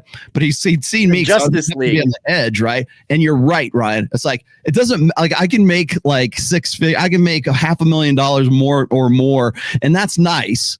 But when I'm in the Chart House and I get recognized by some dude who picks up from his table, comes over so he can get a selfie with me, that's your wife like was beaming, wasn't she? Fucking gold, man. And I'll tell you the other, and of course he goes and puts it up on Instagram. I share it, yada yada. It's a story, right?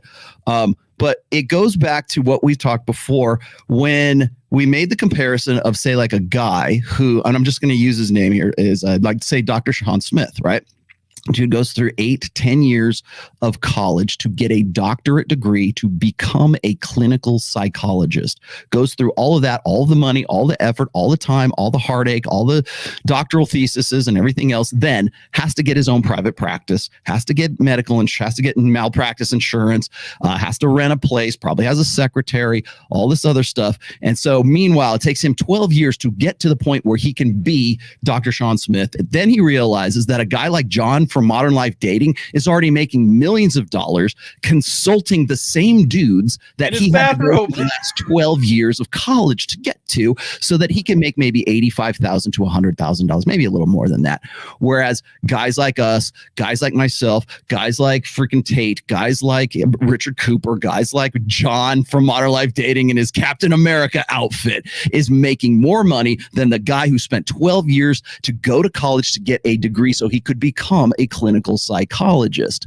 That's the reality of the old order versus the new order right now. So whether it's a psychologist or it's a pastor of a church or it's a guy who's in economics, it's not enough just to be a hedge fund manager. You've got to have a blog. You've got to have a channel. You've got to be some sort of personality so that you can compete with the rest of the sons of bitches who don't have the same level of education that you do, so that you can go out there and compete on the same playing field as them.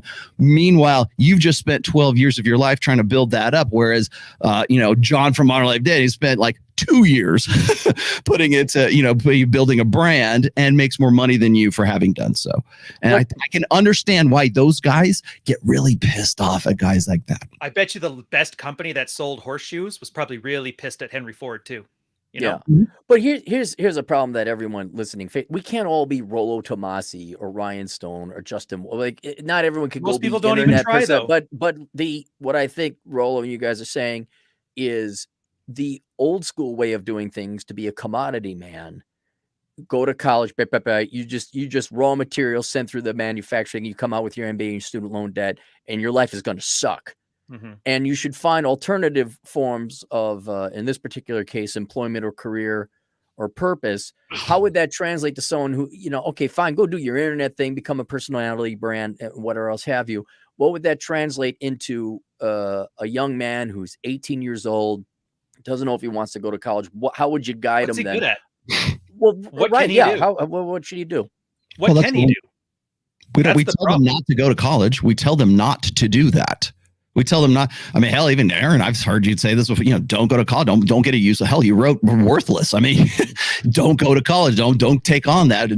Get a worthless degree that you're not going to use because it's a liability. Yeah, I'm 100% great. But the problem with that is, like, now we have a nation full of dumbasses because they never really got the education that goes along with training for whatever freaking job that they were supposed to have.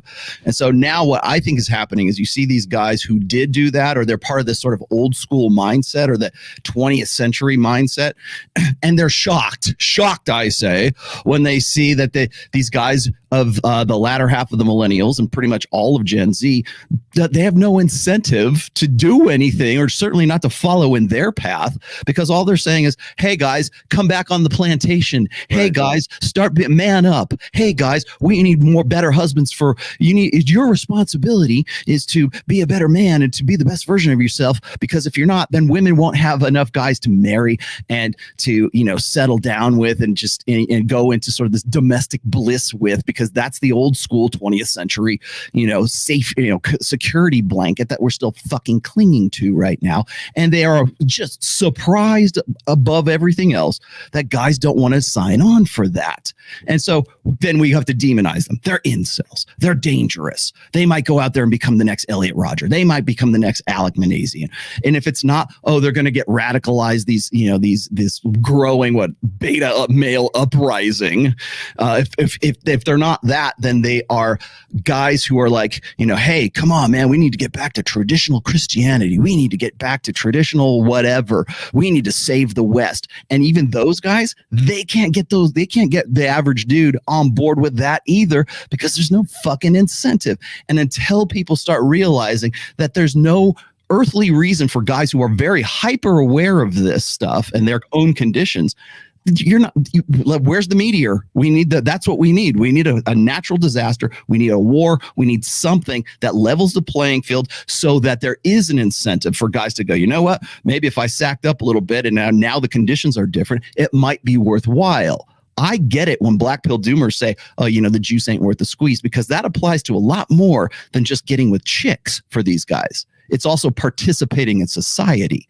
It's also participating in the workforce. Why would I want to go to 10 years of college to get a degree so I can be a clinical psychologist when all I need is, let's say, StreamYard, a blog. I can go, I can put a book out on Gumroad. A ridiculous bathrobe. Don't forget the ridiculous bathrobe. Yeah, I can be a relationship coach or a fitness coach or an economics coach, and I don't have to have a degree for that shit. I can just go make a shit ton of money off of it, funnel market it, and call it a day.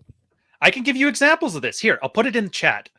Why would I want to be the best version of myself when this version of myself can make more money than the best version of myself?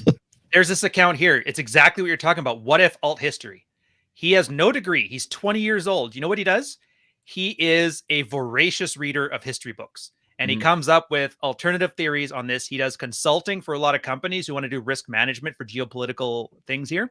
Has his own channel. It's like 500,000 subscribers. He's got his own merch. He does this stuff, making a fortune. No degree, probably one of the smartest historians you can find out nowadays. And he's like, what, 21 years old?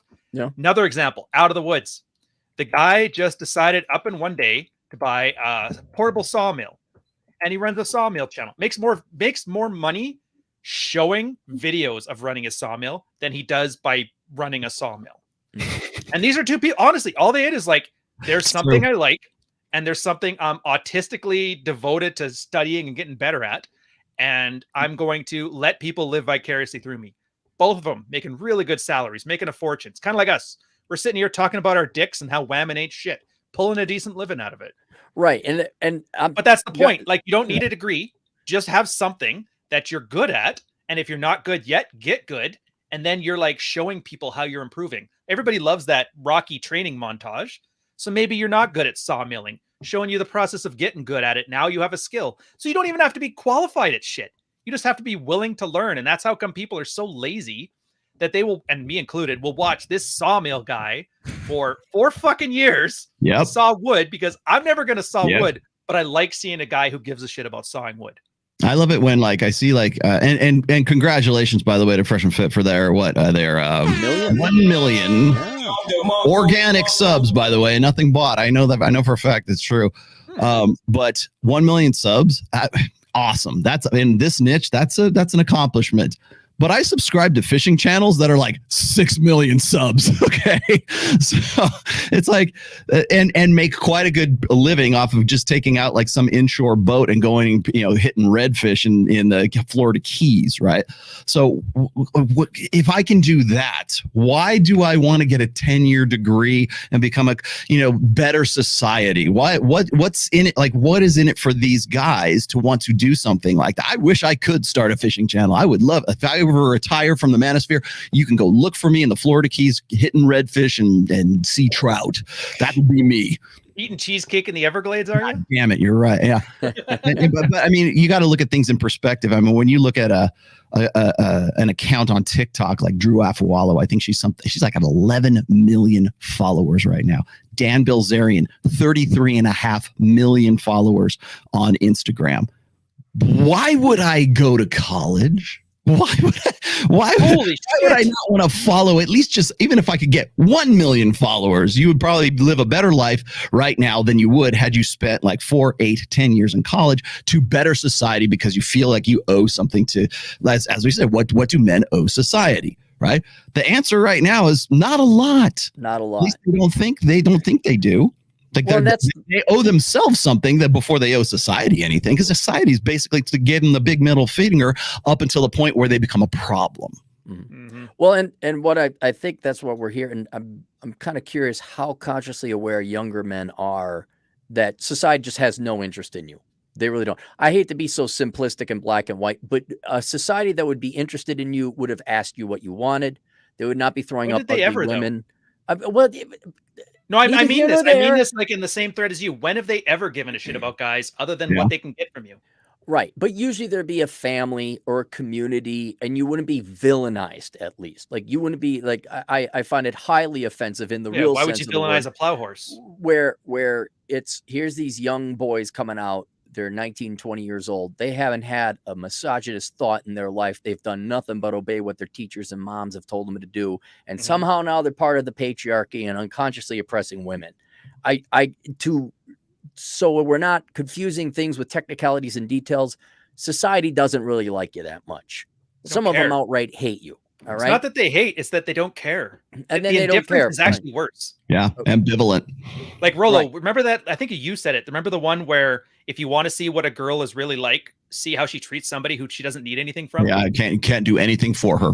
Yeah. And so society is very disinterested in men, but that presents a problem for these men because, again, there's Dan Bilzerian, all that. We can't all become YouTube personalities. We can't all make a living off of the internet, and also that doesn't really answer a lot of like kind of existential. Well, okay, what do I live for? Yeah, this is how we make our money. Yes, there is some professional or philosophical value here in what we do. Like, we're proud of it. We are leaving a legacy. That's not everybody. Not everybody could do it. So in terms of a society that does not really even care that you're there, what kind of role do you be? One, I think we all conclude you don't owe society shit. You don't, so far as much as I'm concerned, even being a libertarian Republican type, you go collect as much government money as you possibly can. Fuck these people. They voted that shit in. All right, but that doesn't answer. All right, my name is Bob Bobson. What do I do? What am I going to live for? Well, wife and kids are off the table for an increasing percentage of you. Corporate America and a regular traditional career is not there. We could kind of help you. I said, like, go do something on the internet. Absolutely not deterring or dissuading anyone from going. I mean, that's like, it's just a hobby just to have fun. So that's going to give you some kind of existential purpose and value and enjoyment and entertainment. But in terms of what economic labor and how much you train, where should men be going then? I think, and Rollo, I bet you're going to agree with me in this, Rollo. By asking somebody else what you should want in your life, I think you're missing the whole fucking point of the last 3-4 years we've been on these channels. I really do. That's a personal decision. And it's the first time in our life you get to say, what do you want? It's up to you. There's no white feather campaign making you go to war. There's no factory. There's no wives at the church saying you better marry this chick from high school and get married because I need grandkids. Nobody's telling you what to do.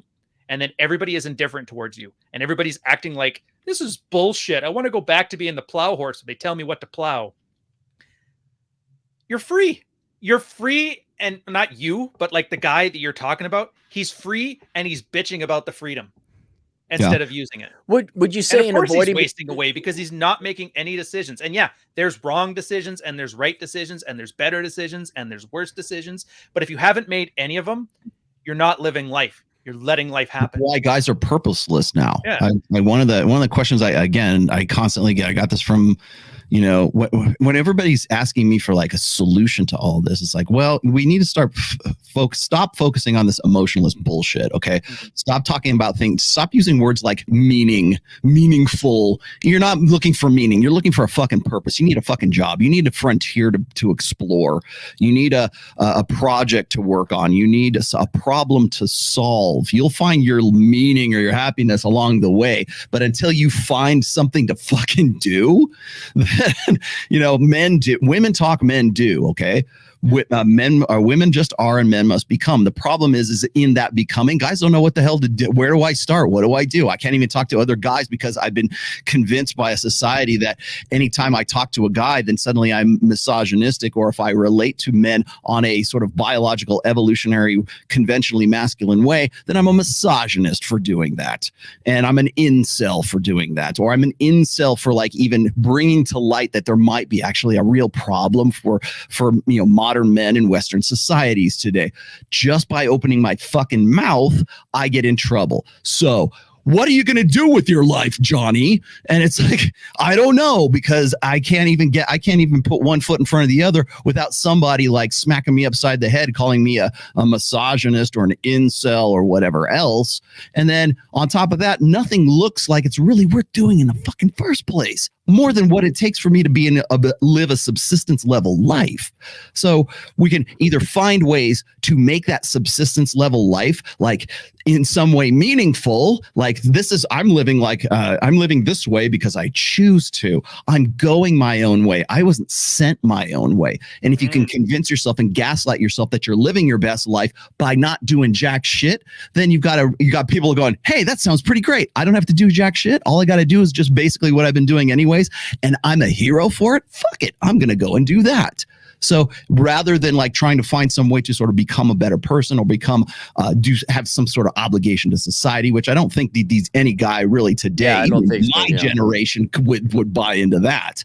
But the problem ends up being is like they don't have a function. They don't have a purpose. All of our frontiers are explored. And if there's a new one, some woman's going to get to push to the front of the line and go, oh, well, you misogynists need to go to the back of the line and give us a fair shot at this. Right. Make one up. And essentially that's where I think that's where we're at. So what's the real solution? The meteor, the war. We don't affect the meteor. Let it burn. Yes, it's the Jews. We need a common enemy. We need somebody foaming at the mouth. We need Charles Manson to be the head of the king. Jordan Peterson, king of the incels. No, you guys need Paul Elam. You guys need somebody like Charles Manson foaming at the mouth and like you need somebody whose eyes, the whites of their eyes that you can see in the thumbnail. That's what you're looking for, and they're not finding it because it's all decentralized. But these guys don't have any incentive to do anything like that. Why would they? That's of why course, they need women are making inroads right now. That we tell them to go out there and excel, and guys were just kind of like, whatever. Well, then this it's like a parallel. I like the idea of the commodity man versus the luxury man. Could we say that the commodity man is the one who's plugged into the matrix, goes to college like a good little boy, married, divorced, which is about a third of the marrying age of population that we're looking at right about now. And they're still plugged in. And we're saying, okay, you're a luxury man, not in terms of necessarily you're making a lot of money, you look like Justin Wally running, but you have the luxury of choosing your path in life. But take a 17 or 18-year-old boy who doesn't have a father, where they're freaking brothers or uncles or fathers that they've never had. The first thing that comes to mind to me is like, you got to get your Maslow's hierarchy of needs down. You need to get some money at least first, which is why I've had kind of a change of heart where I'm like, look, you could get the girls if you want, but you might as well stay living at home. There's no reason for you to spend $2,000 a month on a 1-bedroom apartment so you can go to college. So we know to drop out there. Another way to unplug from the matrix, not just college, but you're not going to pay rent. You're going to save that money. I did some math where it's like, look, if you just live at home until you're 25, you work 2 full-time jobs or at least 60 hours a week. You take the savings, you throw it in an average returning fund. You're on your way to retirement by 25. Then you can move out and stuff like that. No real opportunity cost there. But as Rollo was pointing out, the just because you're not needed does not give you an excuse to not do something with your life either. And too high a percentage of people go running and looking for, well, I don't have to do anything. I'm great. I'm amazing. Oh yeah, F women and hoes. That's my ideology, which is the exact reflection of feminism. So I would say get your financial act together. Don't fall into the trap of, yeah, I am MGTOW, that's my religion. That's all I do. And then, Ryan, you're saying hobbies. What do you want to do? And it takes time to figure that out. I mean, there's an exploratory time there where a guy got to figure out what you got to do. Well, the path is the process. That is what your meaning is. To find the meaning. Go do some shit. Go fail at it. Go do it till you don't want to do it. Then stop doing it and do something else. Right. But I'm just giving some pointers here for guys who are unplugging from the matrix. Your aim is to become Ryan Stone when you're recognized in public and you live in a luxurious condo in Montreal or wherever. Right.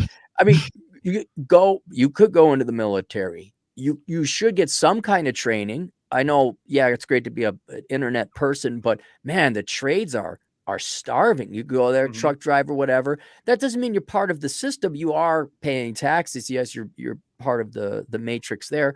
But if you're given an opportunity, like, hey, do you want to work overtime? And then your tax rate goes up to 50, you say, no, I'm not going to do that.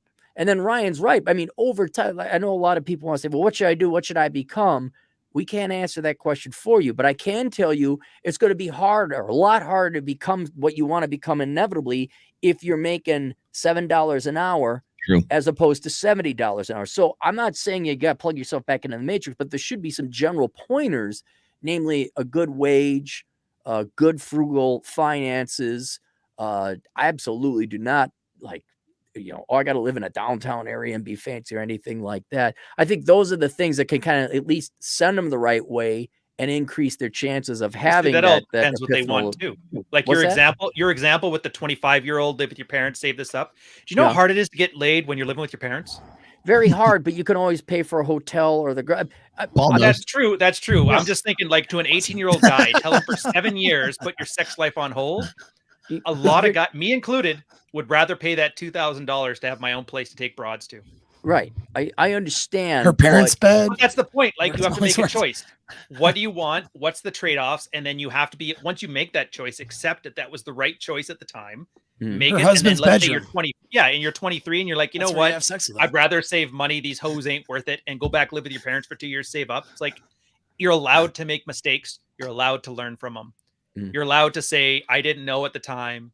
And I would argue by making, you don't know what you don't want, or you don't know what you want, but you're very good at detecting what you don't want. And so I'd argue you have to do all the things you don't want to do and get all those out of the way, and then just pick with what's left. What's up, Paul? Paul, Hey, what's going on? the men owe society anything? Nothing. Good night, everybody. Zip. There we go. Zero. Nothing. If a guy's so doing, sad we're it's- all. I would say, if we're all social animals, right? If guy is working on his mental point of origin and doing what's good for him, it's going to probably, most likely, 99% chance benefit a bunch of people around him. True. And he's going to make more of an impact that way than, I don't know, railing against the opposition of a political party on Facebook or doing other nonsense, that doesn't get him anywhere. You know what I'm saying? So no, you don't owe anybody shit. You know what I'm saying? Dude, Yeah, you shit have got the best like blues voice going on right now. I love it. I know. No, I got to go Super get my sexy. Starbucks. All right. Paul, would you Yeah. say, I mean, and this is one kind of note I had, the people that are most important in your life deserve it. So like if I have the choice of going and working more overtime for the office to get a car payment or whatever, or taking that time and spending it with my daughter, obviously we should be spending it with our daughter and the people we care about in our lives, family, friends, loved ones, things like that. Yeah. I mean, I think so. I mean, you just balance it out, like I could work. I love what I'm doing. And of course I don't work for the man, right? Except for when I put a uniform on, and then I'm, basically a tool for the government. So I can't wait till that contract's up. But yeah, I mean, it's like I could do what I do in some capacity, whether it's research or writing or planning the next thing, or, for like 15 hours a day if I wanted to, because I enjoy it so much. So I have to pull, it's balance. You got to pull yourself away and also allow yourself to enjoy your time with your family, with your girl, with your kids, with your dog, right? All that good stuff, and friends, all people around you, come over and say hi to you guys, even though I got, stopped up. Can't win, Rocky. Let me pet my dog. Look at like an Ozark tiger painting down here. Well, and kind of think about what results in more happiness. The irony is that we've conditioned particularly younger women to abandon family and their community and their social circle to go and save the world and save the planet and feed Africa and help the Chinese or whatever, bring about world peace. And, think about what's her name? The gremlin, Greta Thunberg or Emma Watson or any one of these social crusaders where they're not going to solve the problem. And they're hot. I don't even know if they're human. I mean, they really don't have versus, again, you don't want to become the commodity. Yeah. You want to, what if you just stayed at home and played poker with your buddies? What if you spent time with your children or, and I think that not only, and Paul, you hit it right on the head. If just trying to be a good person, you're going to influence and have an effect on the people nearest to you. And thankfully that way your labors and efforts are not stolen or squandered. Like think of all these gals who are just paying more in taxes and wasting their youth and enriching college and university professors and admin. I mean, like, oh my God, you're a freaking slave. But they're still plugged into the matrix. And so to kind of, again, paint that dichotomy, the choice that you have as a guy or a gal, like, man, I don't know, maybe just help. Your neighbor needs his lawn mowed. Go help out the old guy and mow his yard. And that's going to be way better use and investment of your time and reward in a better life. In fairness to those chicks, I would argue, remember Lacey Green? Rolo, you remember Lacey Green, don't you? Because The sex positive fagament. Yeah. That Oh sex yeah, positive. yeah. No, and now she's a red pill person. She's red pill. Now she's back to not being red pill anymore. Soon as she got some good dick, all of a sudden her worldview changed. She took the red pill, and men are being. They all things. become She's not traditional voting Democrat conservatives. anymore. Now she's voting Republican. Yeah. The point is, Some good dick and a spanking. That's all the they point need. is, I'm I telling you get right it. now. I get it. This is Fuck that crude, this attitude is right rash, out of them. but it's true. How many women, like every girl I've ever known when I was in the military that were thoughting around doing their thing, they found my sister, great example, found a good man. And by good man, I mean the first guy who ever told her no. And then she settled down. They bought a house together. She got wifed up quick. For a lot of these chicks that are just aimlessly going through life, it's because, generally speaking, it's because like a hard guy to walk up to her and tell her no. And it sucks how a lot of them are getting fatter because now it's less likely you're going to get one. But I actually feel better for men in this situation than women because we can take control. You can get into shape, become a luxury good, get recognized at a grocery store, get recognized at a fancy steakhouse, and a woman will latch onto that identity. Fascination of getting recognized. I mean, it happens. It's not. It happens. Yes. It's the point is, it's not for us. It's the women in our lives respect that. When you are tangible things. When you are, and most guys who are in relationships, whether that's a marriage or long-term relationship, if they are monogamous, the one thing that is probably the most difficult thing for them to do is to in some way generate, even like especially third party, like organically generate social proof. Yeah. Or pre-selection. That is like that's like fucking pirate's gold to guys who've been married for like 10 or 12 years. So even if you're like a plumber, but you're like at the top of your game and everybody recognizes you as the most badass plumber in town, at least that's something, you know. So that's why it's kind of a flex, I think, at least in those terms. Much easier to do when you're single, of course. But I want to point one last thing out here is that I've been kind of going through my backlog of old turd flinging monkey videos. By the way, Aaron, actually, you inspired that. We got to get him on the show. Yeah, we do. Yeah. I think you're right. I Actually, I like some of his videos. They're pretty good. I think he is. I mean, I don't. Again, I agree with pretty much 98% of his diagnosis. Mm-hmm. His prescriptions, I don't necessarily agree with, but I do understand how he came to those conclusions. So, yeah, I would very much like to get Turd Flinging Monkey on this show or on my show or wherever. But I was going through the backlog of somebody like people don't realize how long he's been in the business too. Like I've got videos from him from back in 2016, and when I go back and I look at the head-to-head videos he used to do with against like PragerU, and people really wonder where the idea of responsibility without authority equals slavery. That was Turd Flinging Monkey, by the way, and I will always cite him and I always give him his flowers for that. But like now you hear someone like Andrew Tate say exactly the same thing, and they think it's some sort of Tateism, and I'm like, no, he robbed that from me, and then I robbed that from Turd Flinging Monkey. So I stole it fair and square. I stole it fair and square, right? Well, I mean, to give me a little bit of credit, I did take it and run with it and push it out there into a larger audience, I guess. But he's the one that was really kind of came up with that by going up against the same tradcon mindset that we're seeing right now that's trying to get these guys back onto the 20th century old order thinking plantation.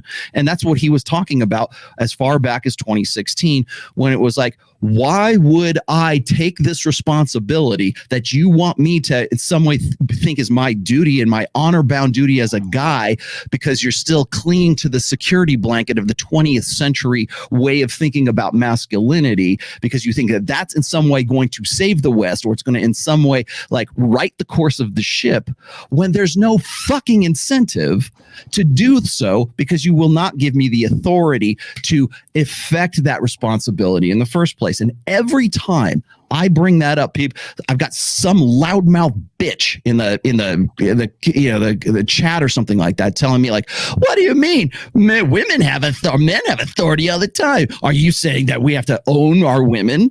Or like you'll get Tate saying, oh yeah, women should be men's property. That sounds a lot like slavery, or we're going back to the, putting the Hebrews in chains back in the Can you walk me through that or Waller Destiny thing too? I'm sure that's applicable to this. What does that mean? I missed it.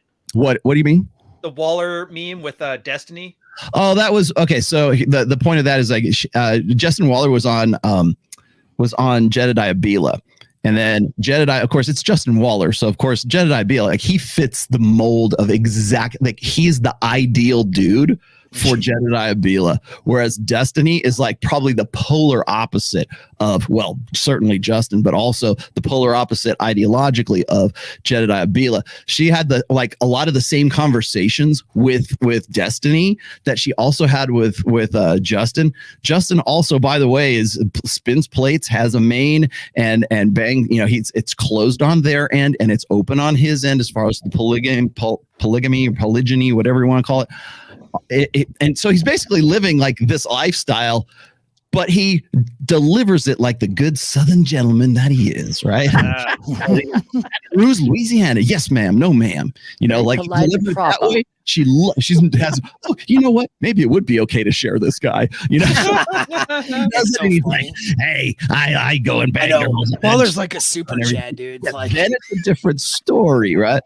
But no, I was just gonna say it's like the idea of responsibility versus authority, that whole conundrum, whatever, that doesn't fly today in the 21st century, because the people who are like still going back to this old order way of thinking, who think that that's the solution, we have to swing the pendulum back, right, Aaron? When are we going to go back to the future, Doc Brown? Never. We're never going back to the fucking future. So we are back to the past, right?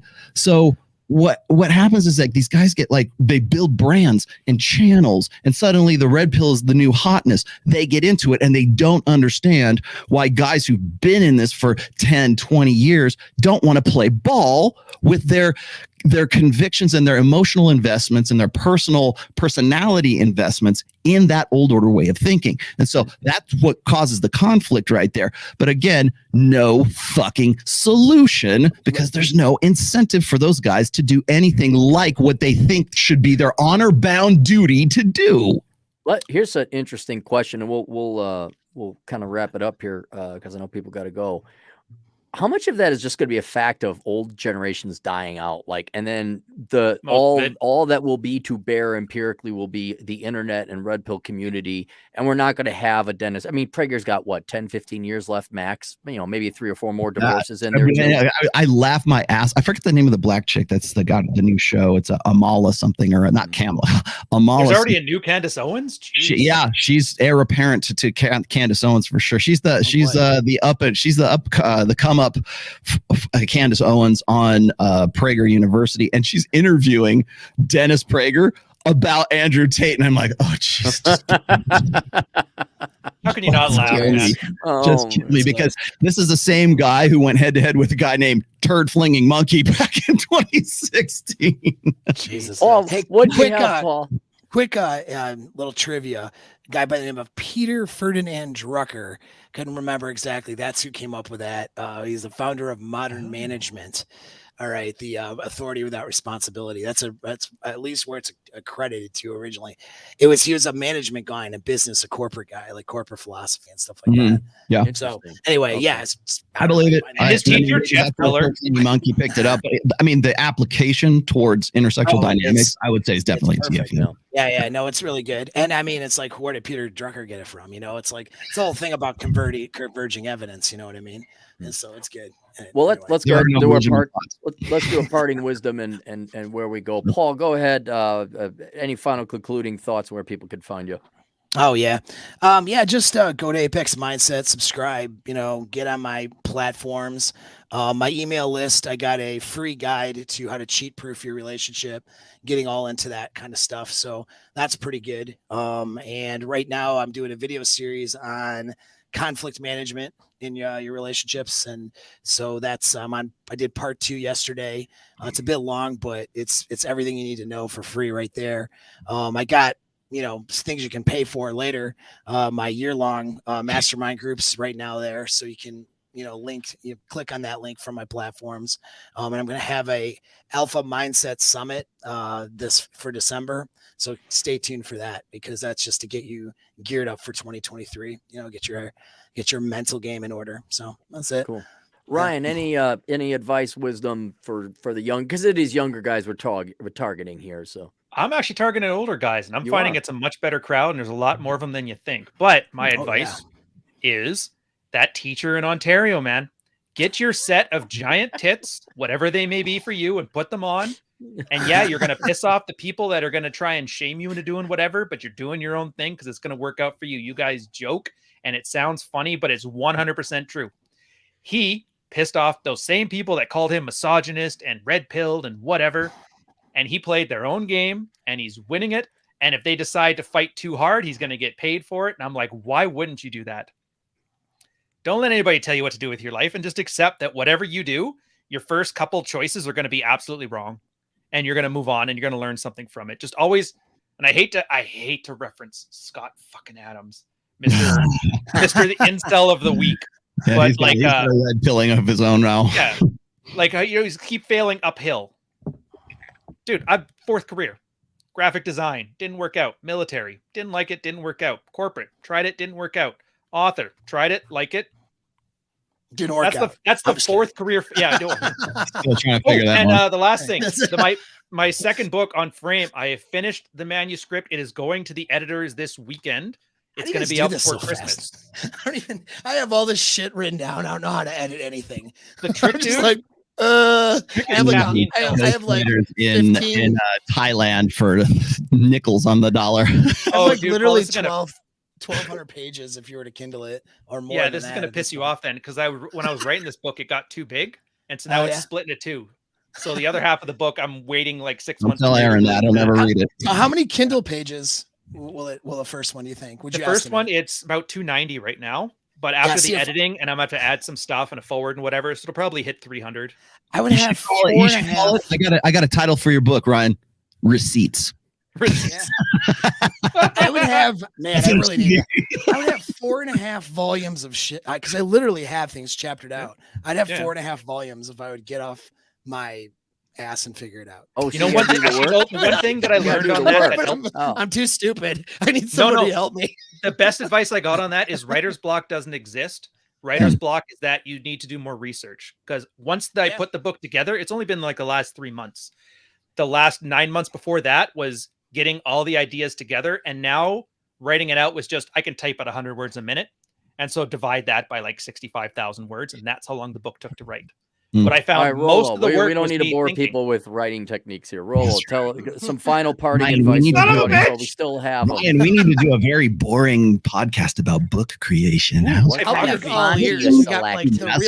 real authors are all here. I don't know what the fuck I'm doing. You joke. We spent half an hour talking about Adobe Caslon. Like, you don't know how boring it is. I know.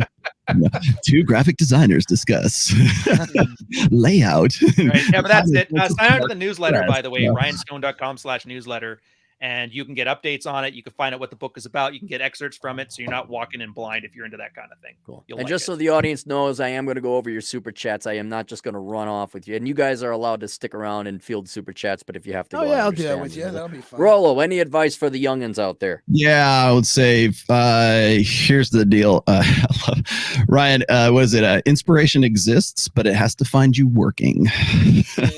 So I think that actually applies to a lot of different things. And then also, I'm going to quote one of my favorite fiction books, Dune. You cannot back into the future. You cannot put the car into reverse and go into the future. I wanted to point out that, well, let's see, what am I doing? I'll be on my show tomorrow, 1 p.m. Pacific, 4 p.m. Eastern. I am going to, take on the marriage thing for Jordan Peterson against my better judgment.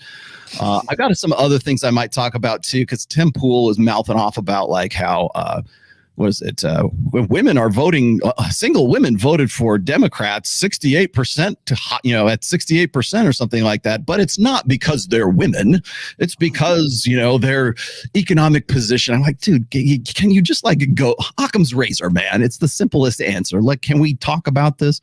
So I'm going to cut up on that a little bit. I'll probably talk shit about Jordan Peterson for a little while. But I want to get into the marriage side of things because this conversation, by the way, Aaron, this was a brilliant topic because it's kind of what I've been harping on for a while. I've got 2 irons in the fire with respect to blog posts. I've got the one on 1971, and then I've got the one that I've been working on with Ryan for the crisis of replicability and how that applies in a red pill sense. I actually have to break that down into like 2 different essays. Now, yes, class. What's a blog post? A blog post? Yeah, you know, an essay, an article. Oh, I'm an essayist, Aaron. I Are just those the pull it all writing and put it in a words? book, and I'm an author. Yeah. Yeah. What's a blog post? What's even a YouTube channel? Don't you know TikTok's the thing? But so, anyways, I will be on my show tomorrow, 4 p.m. Eastern time, and then on Monday, I am taking a big airplane and I'm going to Los Angeles, California, my hometown. I will be there. I will explain to you what I'm doing there on Wednesday. I'm going to do an emergency live stream on Wednesday to explain why I'm in LA, but I can't really go into too much detail about it just yet. And then Friday, November 18th, I have to also drop this in here. Sorry, I'm too long-winded for you. But Access Vegas, we will be doing, myself and Mike Sartain will be doing the next installment of Access Vegas. We're going to get, Amish girls from the Dutch Amish countryside in Pennsylvania, the Dutch country in Pennsylvania. We're going to look for 40-something-year-old soccer moms with no implants and no collagen in their lips. And let's see, what else? What would be a normal girl that we could get on there? A librarian. A librarian. No, that would be way too liberal. We can't do that. But we're going to try to find normal girls, right? No, we're not. Big chicks. So we're gonna get jet screaming hootie queens on there. We're gonna have those conversations again. We may or may not have Justin Waller on. I know we've been talking about it. He wants to get out to Vegas, so that will be Friday, November 18th. It'll be on my channel and Mike Sartain's channel, and it will be at 10 p.m. Pacific, 1 a.m. Eastern time, because we are on the Pacific time zone.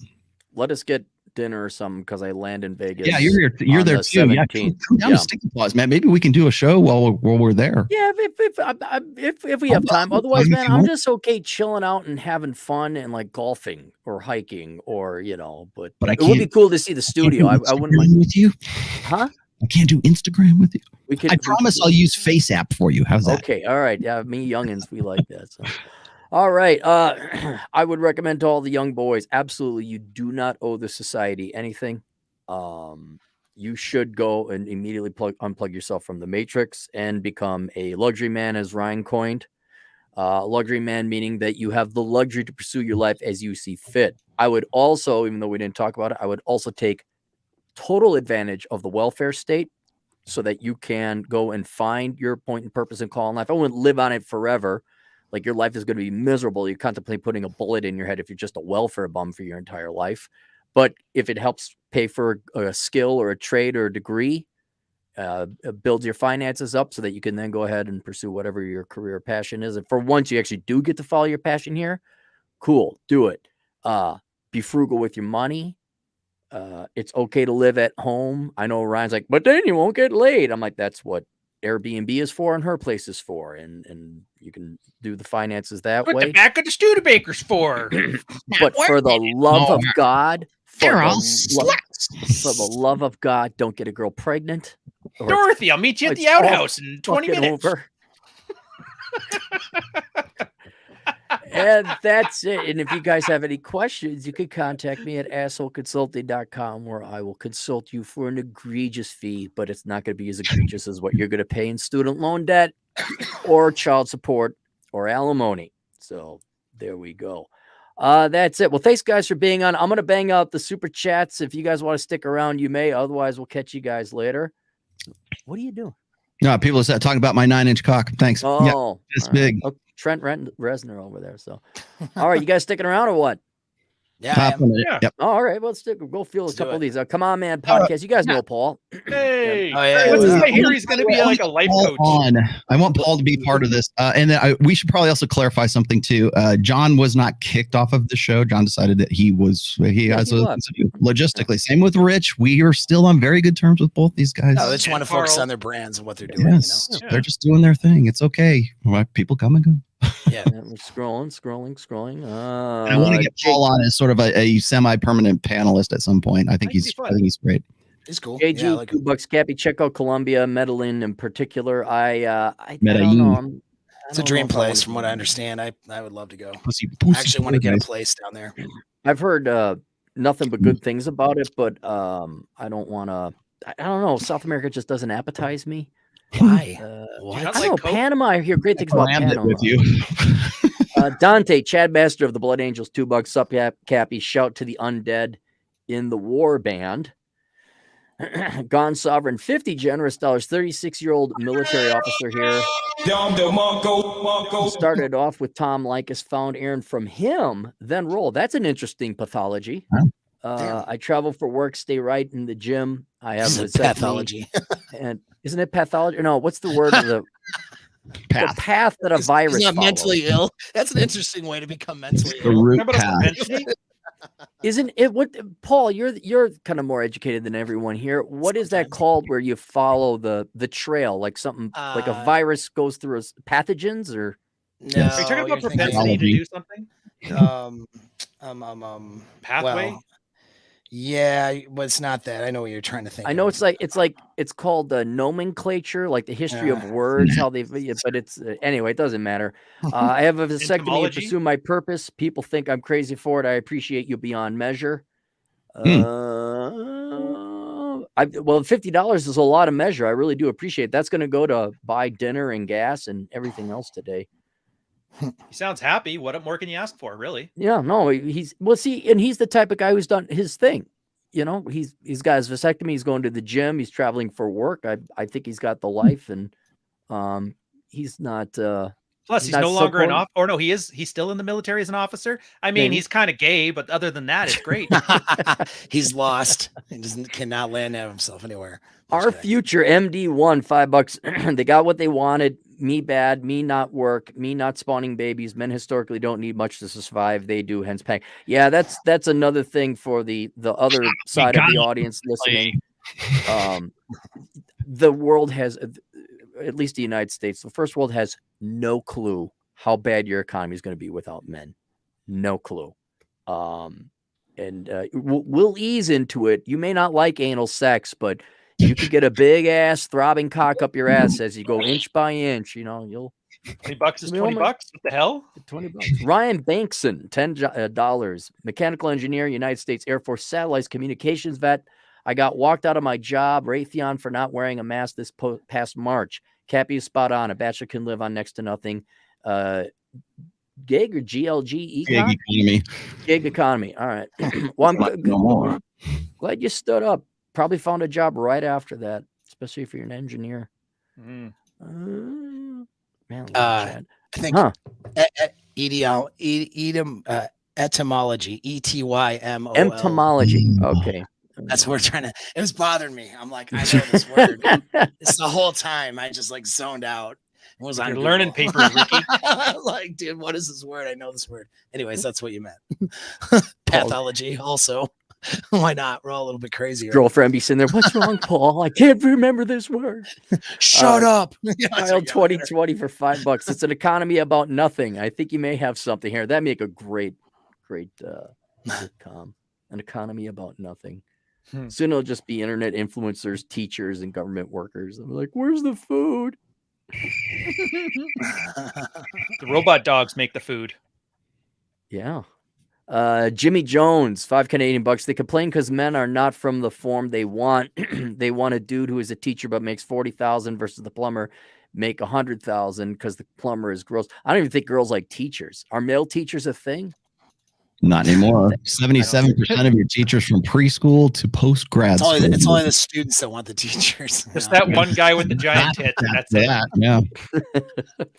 T-Rash, celebrity guest is in the house for $5. Hey. Real concern about men, but the APA still names toxic masculinity as a personality disorder. The irony that toxic masculinity is what's going to solve all these problems. Yeah. That's what's it's gonna suck for. It's so ironic how they won't recognize gender differences yet. Then they go into how toxic masculinity is a precursor to mental disorders. Oh, well, I'll be talking about that tomorrow too. Sure. Yeah. Are you having anyone on your show roll, or is it just you monologuing? No, that's just me. But if you guys want to drop in, I'll be happy to give you the link. All right. I'm gonna go have fun. Yeah, please do. It's not that this isn't fun. Everyone, it's snowmobile out. We finally got some snow.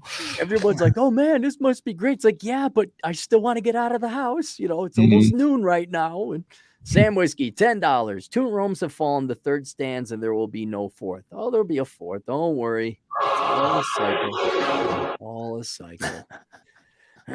Man, I'm gonna make this is good gas money for the week. My flight has been paid for by Super Chats. Thank you, gentlemen. Eric Powell, $10. Love your content, Cappy. I am my fellow plebes. I think my fellow plebes salute you. Thanks, Eric. Is that it? We caught up? Cool. Maybe not.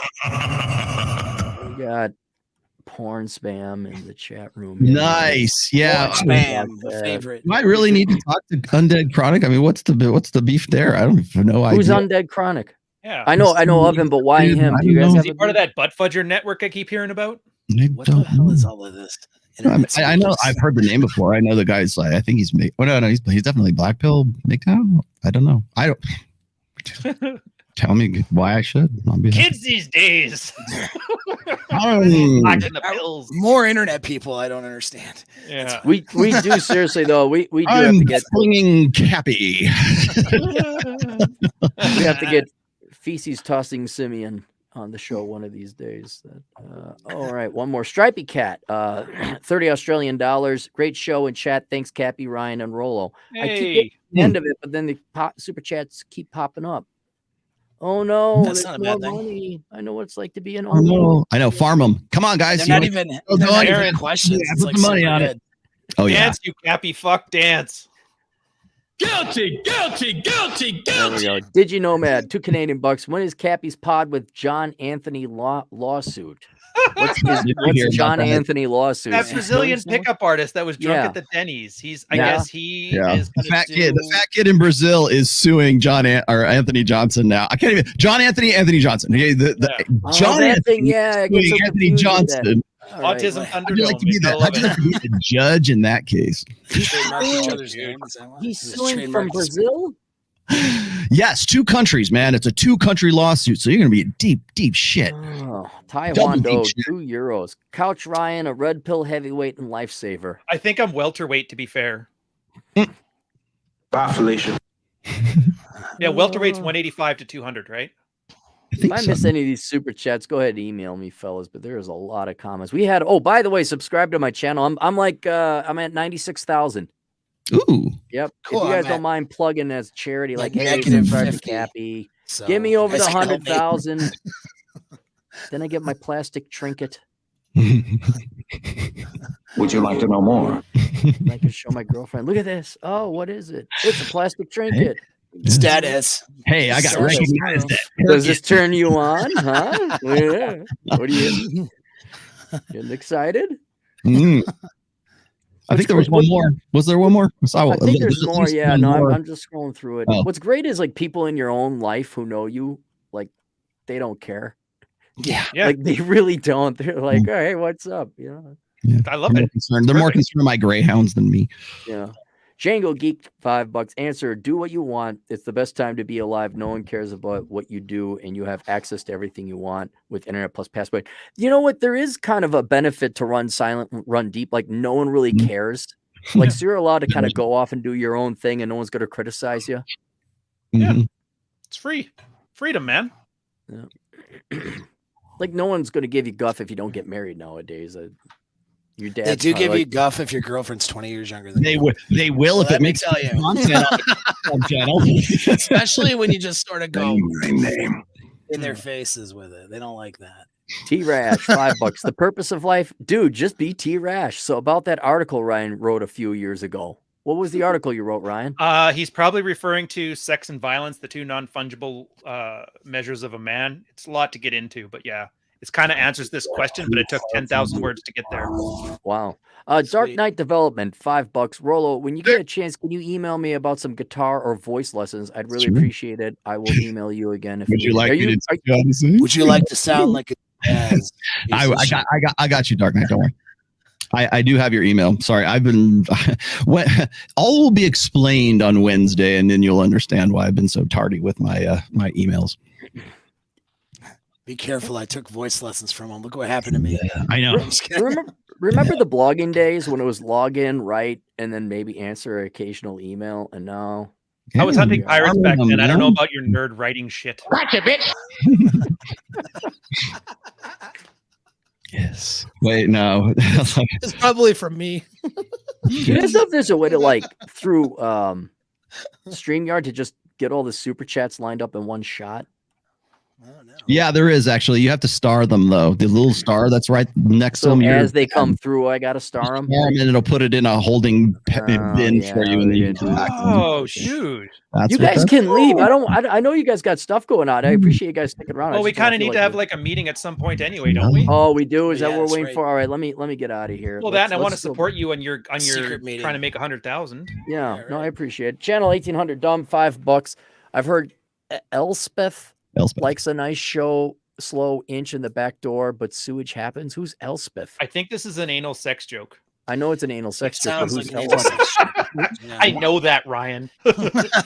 Ryan Dupree, $2. I owe society exactly what I got, the bare minimum. Boy, he's right there. The concept, I love it when 18-year-old morons who graduate from high school like, I want to give back to the community. It's like, bitch, you what you haven't transacted in the adult world. You've neither received nor gotten anything.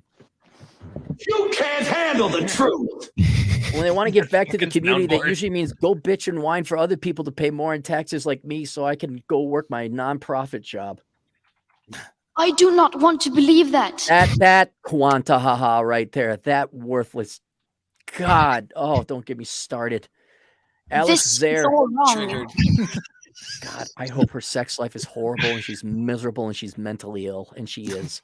But like a really painful mental illness. Like it's a torture to be her pathetic self every morning. Addicted to How dare gangbangers. you? What shall I do?